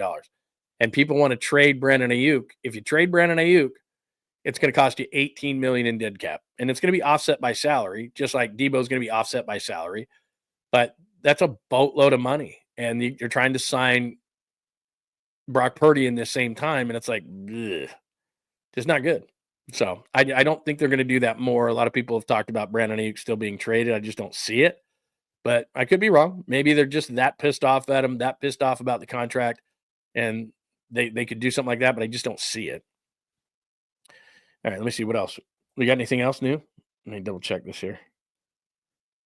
See, there's that meme that says, come on, do something, and they're poking at a 49ers. I'm glad they're not doing anything.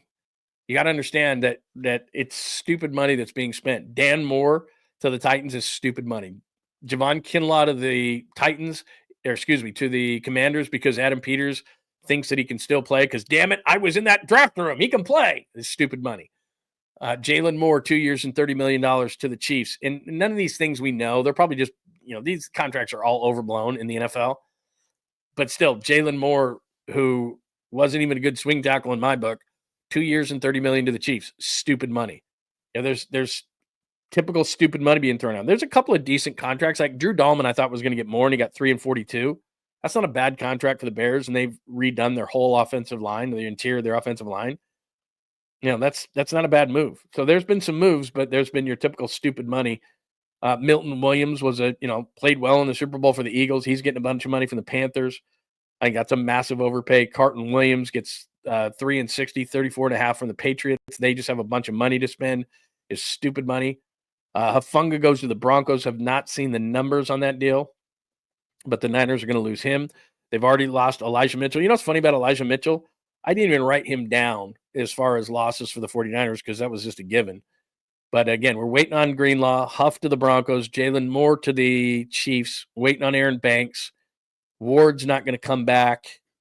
And who else did I scribble down? Oh, Mason is restricted. And I think that somebody's going to give Mason too big of a deal for the 49ers to match. So that's where we are. Let's see here. As far as some of the veterans, maybe you're tuning in for that. Jonathan Allen is meeting with the Vikings. He's the 70th ranked Pro Football Focus defensive tackle. He's 30, coming off of a pec injury. No thanks. I have talked about Joey Bosa ad nauseum, but I'll just reset it again if you just came into the room. Last year, Joey Bosa was the 72nd ranked edge rusher. 61.1 is the overall number. 67.4 is against the run. 64.8 is against the pass. I don't care about dropping into coverage. He played in 49.6% of the snaps. That's just not going to do it.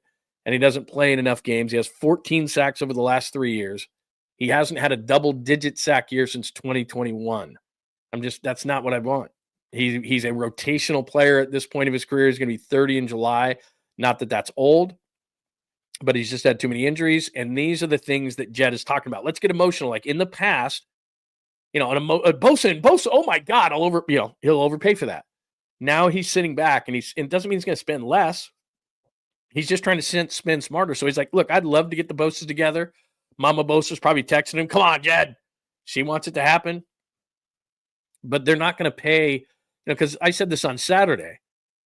I said, okay, if they paid a $10 million base and made it really incentive-laden, I would do it. And I'm thinking to myself, I'm like, well, that's a rotational edge is what Bosa is. And on pass downs, he could go inside. He's big enough. And then you could put Leonard Floyd on the outside of him, but you'd probably have to let Leonard Floyd go if you brought in Bosa. I don't think you could afford both. So you would essentially say, okay, he's a rotational piece, and he would be a 3-down guy. He's better against the run than he is against the pass at this point of his career, actually. And he's about 6'5", 275. He's bigger than what Nick is. But while it's a great concept and name, I just don't think it's a smart idea. And same thing with Jonathan Allen. Great name, not a great idea. So those are the kind of things where I think that where the line is being drawn is things like that. I think the line's being drawn at Dre Greenlaw, but I can't remember who said it earlier. I wouldn't be shocked whatsoever if he came back, even though the linebacker market has shrunk so much and these guys are getting paid $13 to $15 million. I just don't think that that's going to be something that the 49ers are going to do, but I would have thought he would have signed by now. So let's see here. What else? Any other questions, comments, thoughts? Let's see. Just trying to keep everything in order. Have things slowed down for a minute here? What the hell's going on? I thought that we'd be having that. So this is Cam Inman. The exit so far. Debo to the Commanders. Hargrave released. Collins released. Elijah to the Chiefs. Moore to the Chiefs. So Funga looks like Broncos. And like he said, to be determined. But these guys are gone. Ward and Banks, and he mentions Greenlaw in there as well. Former 49ers, Javon Kinlaw, the ridiculous deal to the Commanders, 3 and 45 with 30 guaranteed. DJ Jones to the Broncos. Jimmy stays with the Rams. Yeah, there you go. So that's the latest there. I just the Kinlaw contract. It's got to be. That's just for show. That 3 and 45 with 30 guaranteed can't be accurate. That's a ridiculous amount. That's just a ridiculous contract for him. Okay, keep you up to date on everything. Let me just do one quick thing. I'm going to do. This is my expand the thing here because I want to see. Patriots with Morgan Moses. Again, Patriots just have a bunch of money. Morgan Moses isn't any good. And he goes 3 and 24 for Moses Moody. It's not Moses Moody. Morgan Moses to the Patriots. Very average tackle. So that's not great. Whoa. Aaron Rodgers getting close to a deal with the Steelers. The guy who's reporting this is a guy I know. His name is Jerry Dulac. When I was in Pittsburgh for all those years, my son was born in Pittsburgh, by the way. Jerry Dulac is a great insider for the Steelers. Jerry Dulac reporting that Aaron Rodgers is getting close with the Steelers. So Aaron Rodgers throwing to DK and to maybe George Pickens, and that's a good group there. So Jerry Dulac knows what he's talking about when it comes to the Steelers. So Aaron Rodgers close with the Steelers, which I don't see how that Darnold goes anywhere but Seattle if that's the case then. So that we're starting to see those kind of things tumble. So Jerry Dulac is saying that Rodgers is closer with the Steelers than he is because he's really good. I can tell you that right now. Let's see, what else do we got?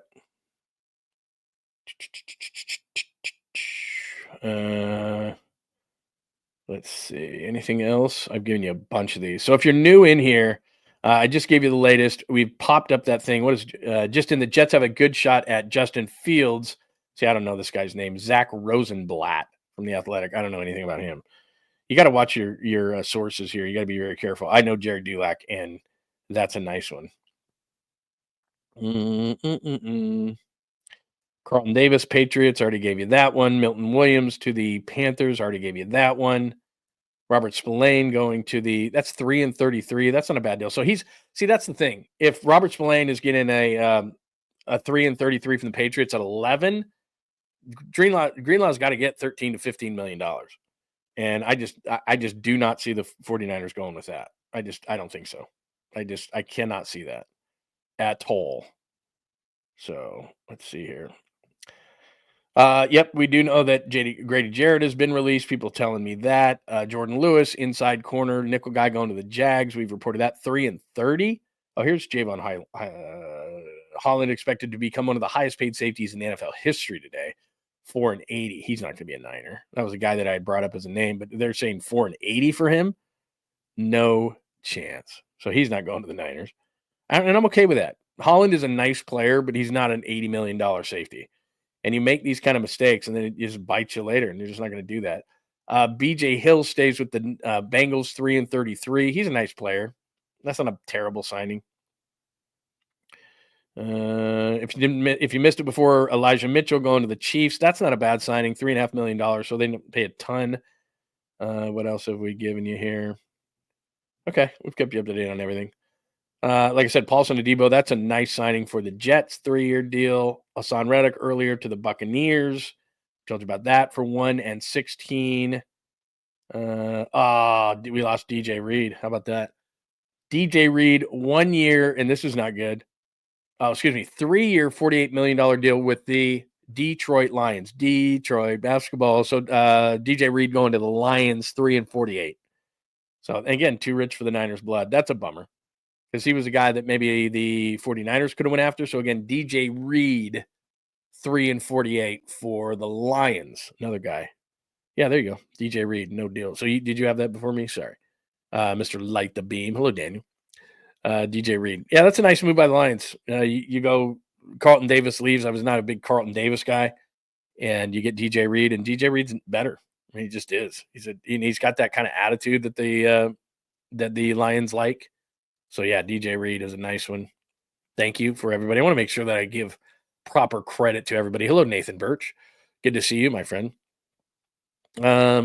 Yeah, I'm not a Rodgers guy at this point in his career. And plus, he's such a bad culture guy. Such a bad culture guy, and that matters a ton. Especially locker rooms, guys are close. They're practicing every day. Pittsburgh that's going to be a tough place. It's going to be a tough place. And plus, I like I said, my son was born in Pittsburgh. I was there for a short period of time working for ESPN, and they won't put up with his shit. I mean, that's not that kind of town. He brings all that drama and stuff like that. Steeler fans will not be down. It's just I've told this to everybody that I could ever talk to about living in Pittsburgh. It's not Midwest. It's not East. It's its own place. And it is a burg is what it is. And it's just different. And they love their Steelers 24/7, 365. Now, if you're playing great, maybe.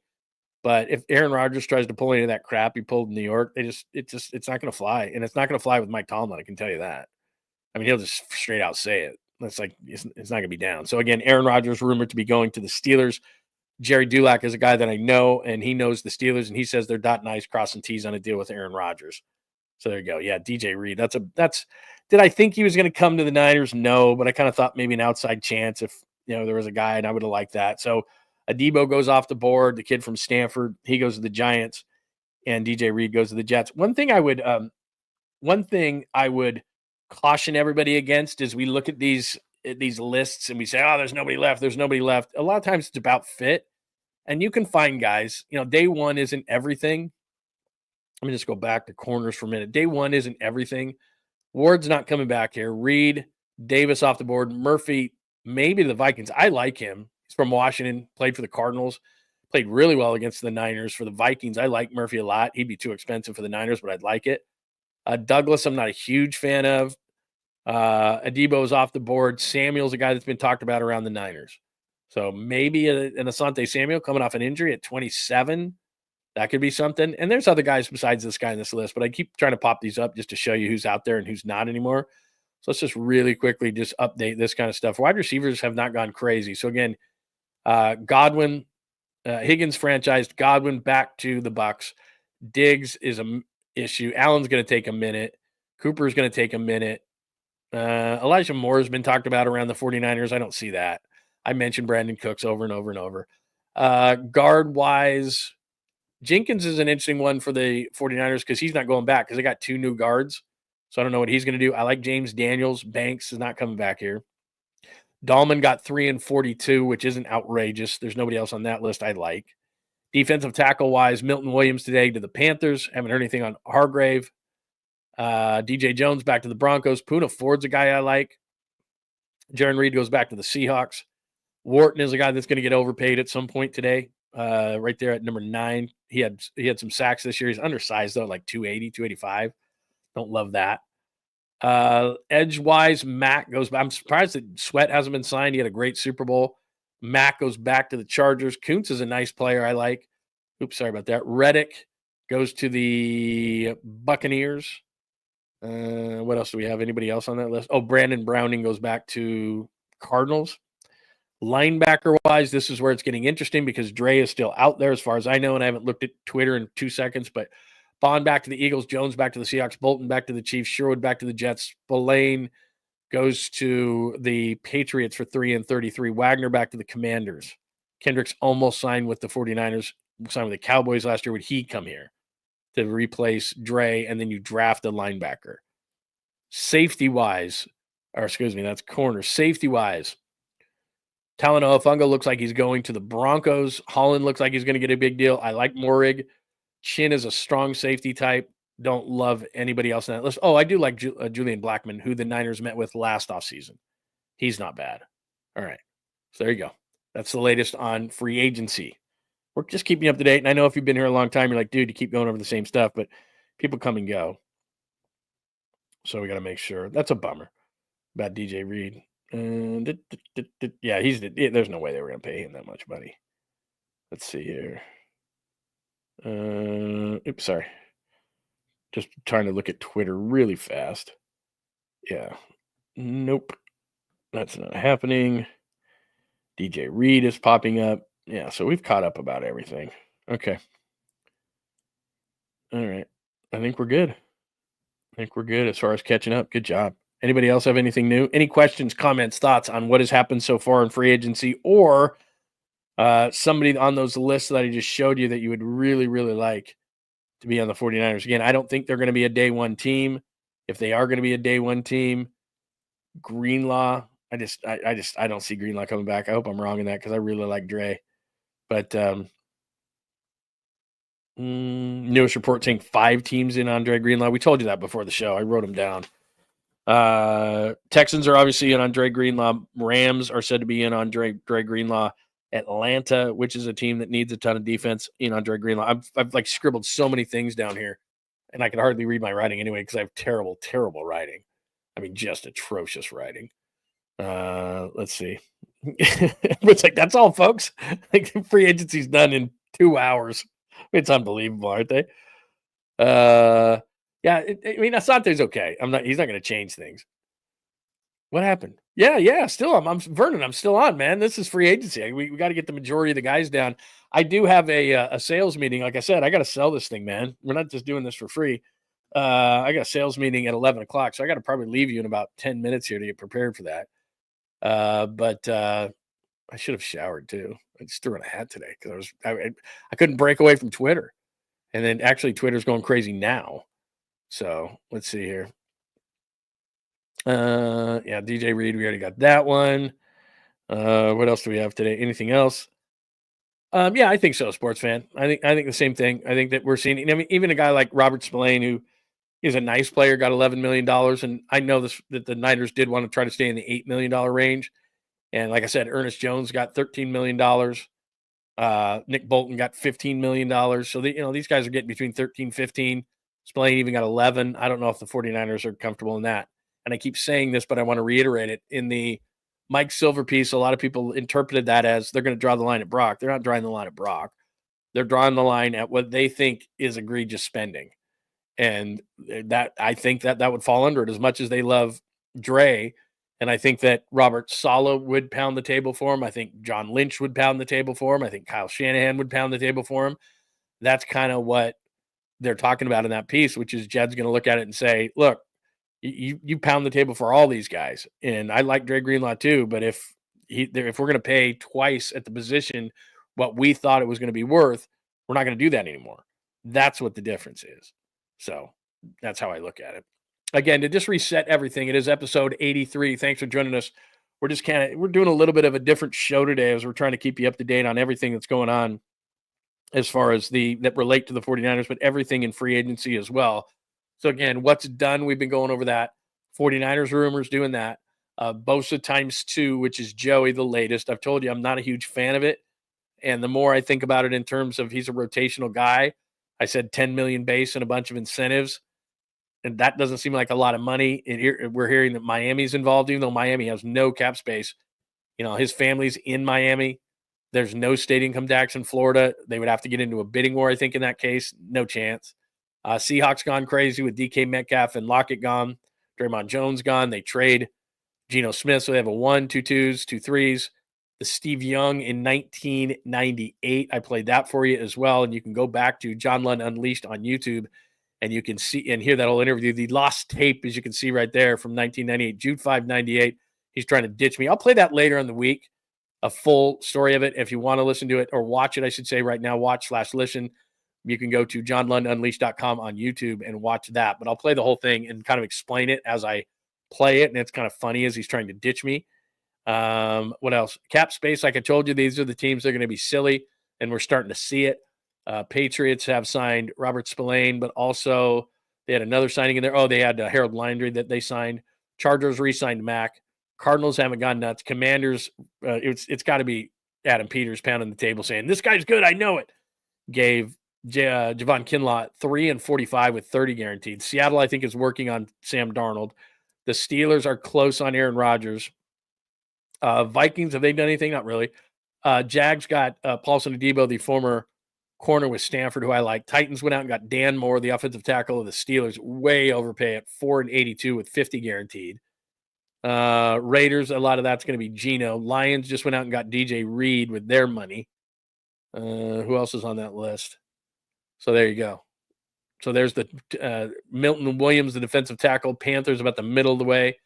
Devontae Adams, the Rams, in about the middle of the way. They got him. And you can see the Dolphins there at the bottom if it comes down to a Joey Bosa thing. And remember, you can clear space in a second. So they're underwater on the cap right now, but that doesn't mean they couldn't clear it in a second and get Joey Bosa in there. And if it comes down to a bidding war, that's just not going to happen. And then there's the bidding chart I gave you from this morning. So I've given you a bunch of stuff, but this was before the show, all the things that had already happened. And you probably know that, but I just wanted to show you. So Josh Allen extension, Myles Garrett extension, DK to the Steelers, Devontae Adams to the Rams, Sherwood back to the Jets, Geno trade to the Raiders, Ernest Jones back to Seattle, Landry to New England. And then these are all re-signings. Jaron Reed, Seattle, Aaron Jones, Minnesota, Bolton, Kansas City, DJ Jones, the former Niner, stays in Denver, Khalil Mack stays with the Chargers, J.C. Horn extension in Carolina, in addition to all the other things that we talked about as far as that goes. Do want to remind you, too, Bay Area Sports Collective. Not only are you listening and watching on John Lund Unleashed, please make sure that you go to Bay Area Sports Collective. And also, I haven't told you this in a while, my good friend, Dr. Riopel, Dr. Jeffrey Riopel, Cosmetic Surgery and Laser Center. Make sure that you check those guys out. I tell you all the time how I'm feeling with my testosterone, and no, it's not Barry Bonds-like. They check your blood, you got low T, and it's just one small procedure that is really short, and then all of a sudden for 4 or 5 months, you're all set. And you don't have to go in and get shots all the time. You have tons of energy. You feel like yourself. I mean, that's what it comes down to. It is awesome. So if you've been thinking about it, if you got low T, if you've been thinking about testosterone therapy and you don't know what it's all about, let Dr. Riopel help you out with it, because for me, it's been an absolute life changer. Dr. Jeffrey Riopel and the Riopel Cosmetic Surgery and Laser Center, and my wife is doing all sorts of great procedures with Dr. Riopel as well. So make sure that you check that out. Her pain from her elbow and her shoulder is totally different. It is awesome now. She doesn't have to put the ice on it all the time. So make sure you check them out. And there is the QR code right there if you want to make an appointment. Very, very simple. The stem cells is what she's doing.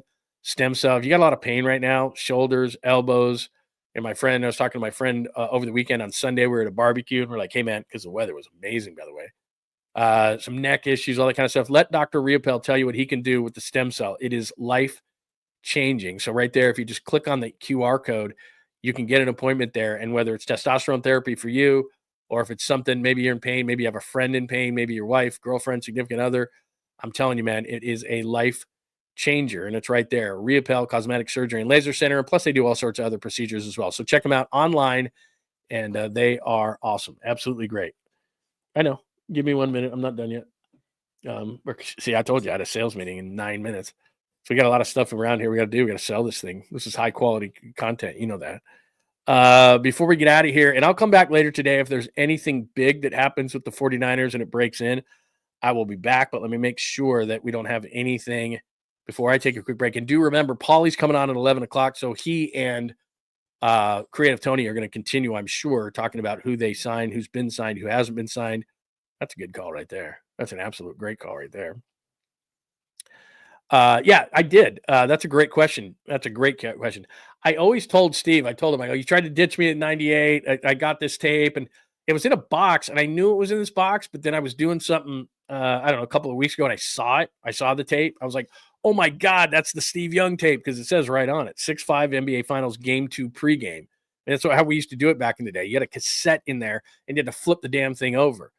And so anyway, I finally digitized it over the weekend, and Tom's going to have Steve on this week. And so I've got cuts for Steve, like the part where he tries to ditch me. So when NFL free agency kind of slows down a little bit later on in the week, I'll play this for you. Again, you can hear it without my commentary, just the whole thing at johnlundunleashed.com on YouTube. So you can watch the whole thing. I have it posted right now, but I'm going to play it later in the week and just kind of stop it along the way and give you some perspective of, Steve trying to run away from me and how crazy it was on the court and all this kind of stuff. And like I said, it's the whole thing starts, the segment starts with David Locke, who's the play-by-play voice of the Jazz now, but starts with him introing, hey, we're back at the Delta Center for Game 2 of the NBA Finals between the Bulls and the Jazz.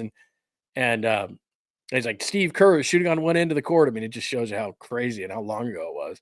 But yeah, the tape held up pretty good. I mean, you can hear it pretty well. So anyway, yeah, Steve knows of it. I'm going to play back some of it for it. So anyway, what else do we have? Anything new?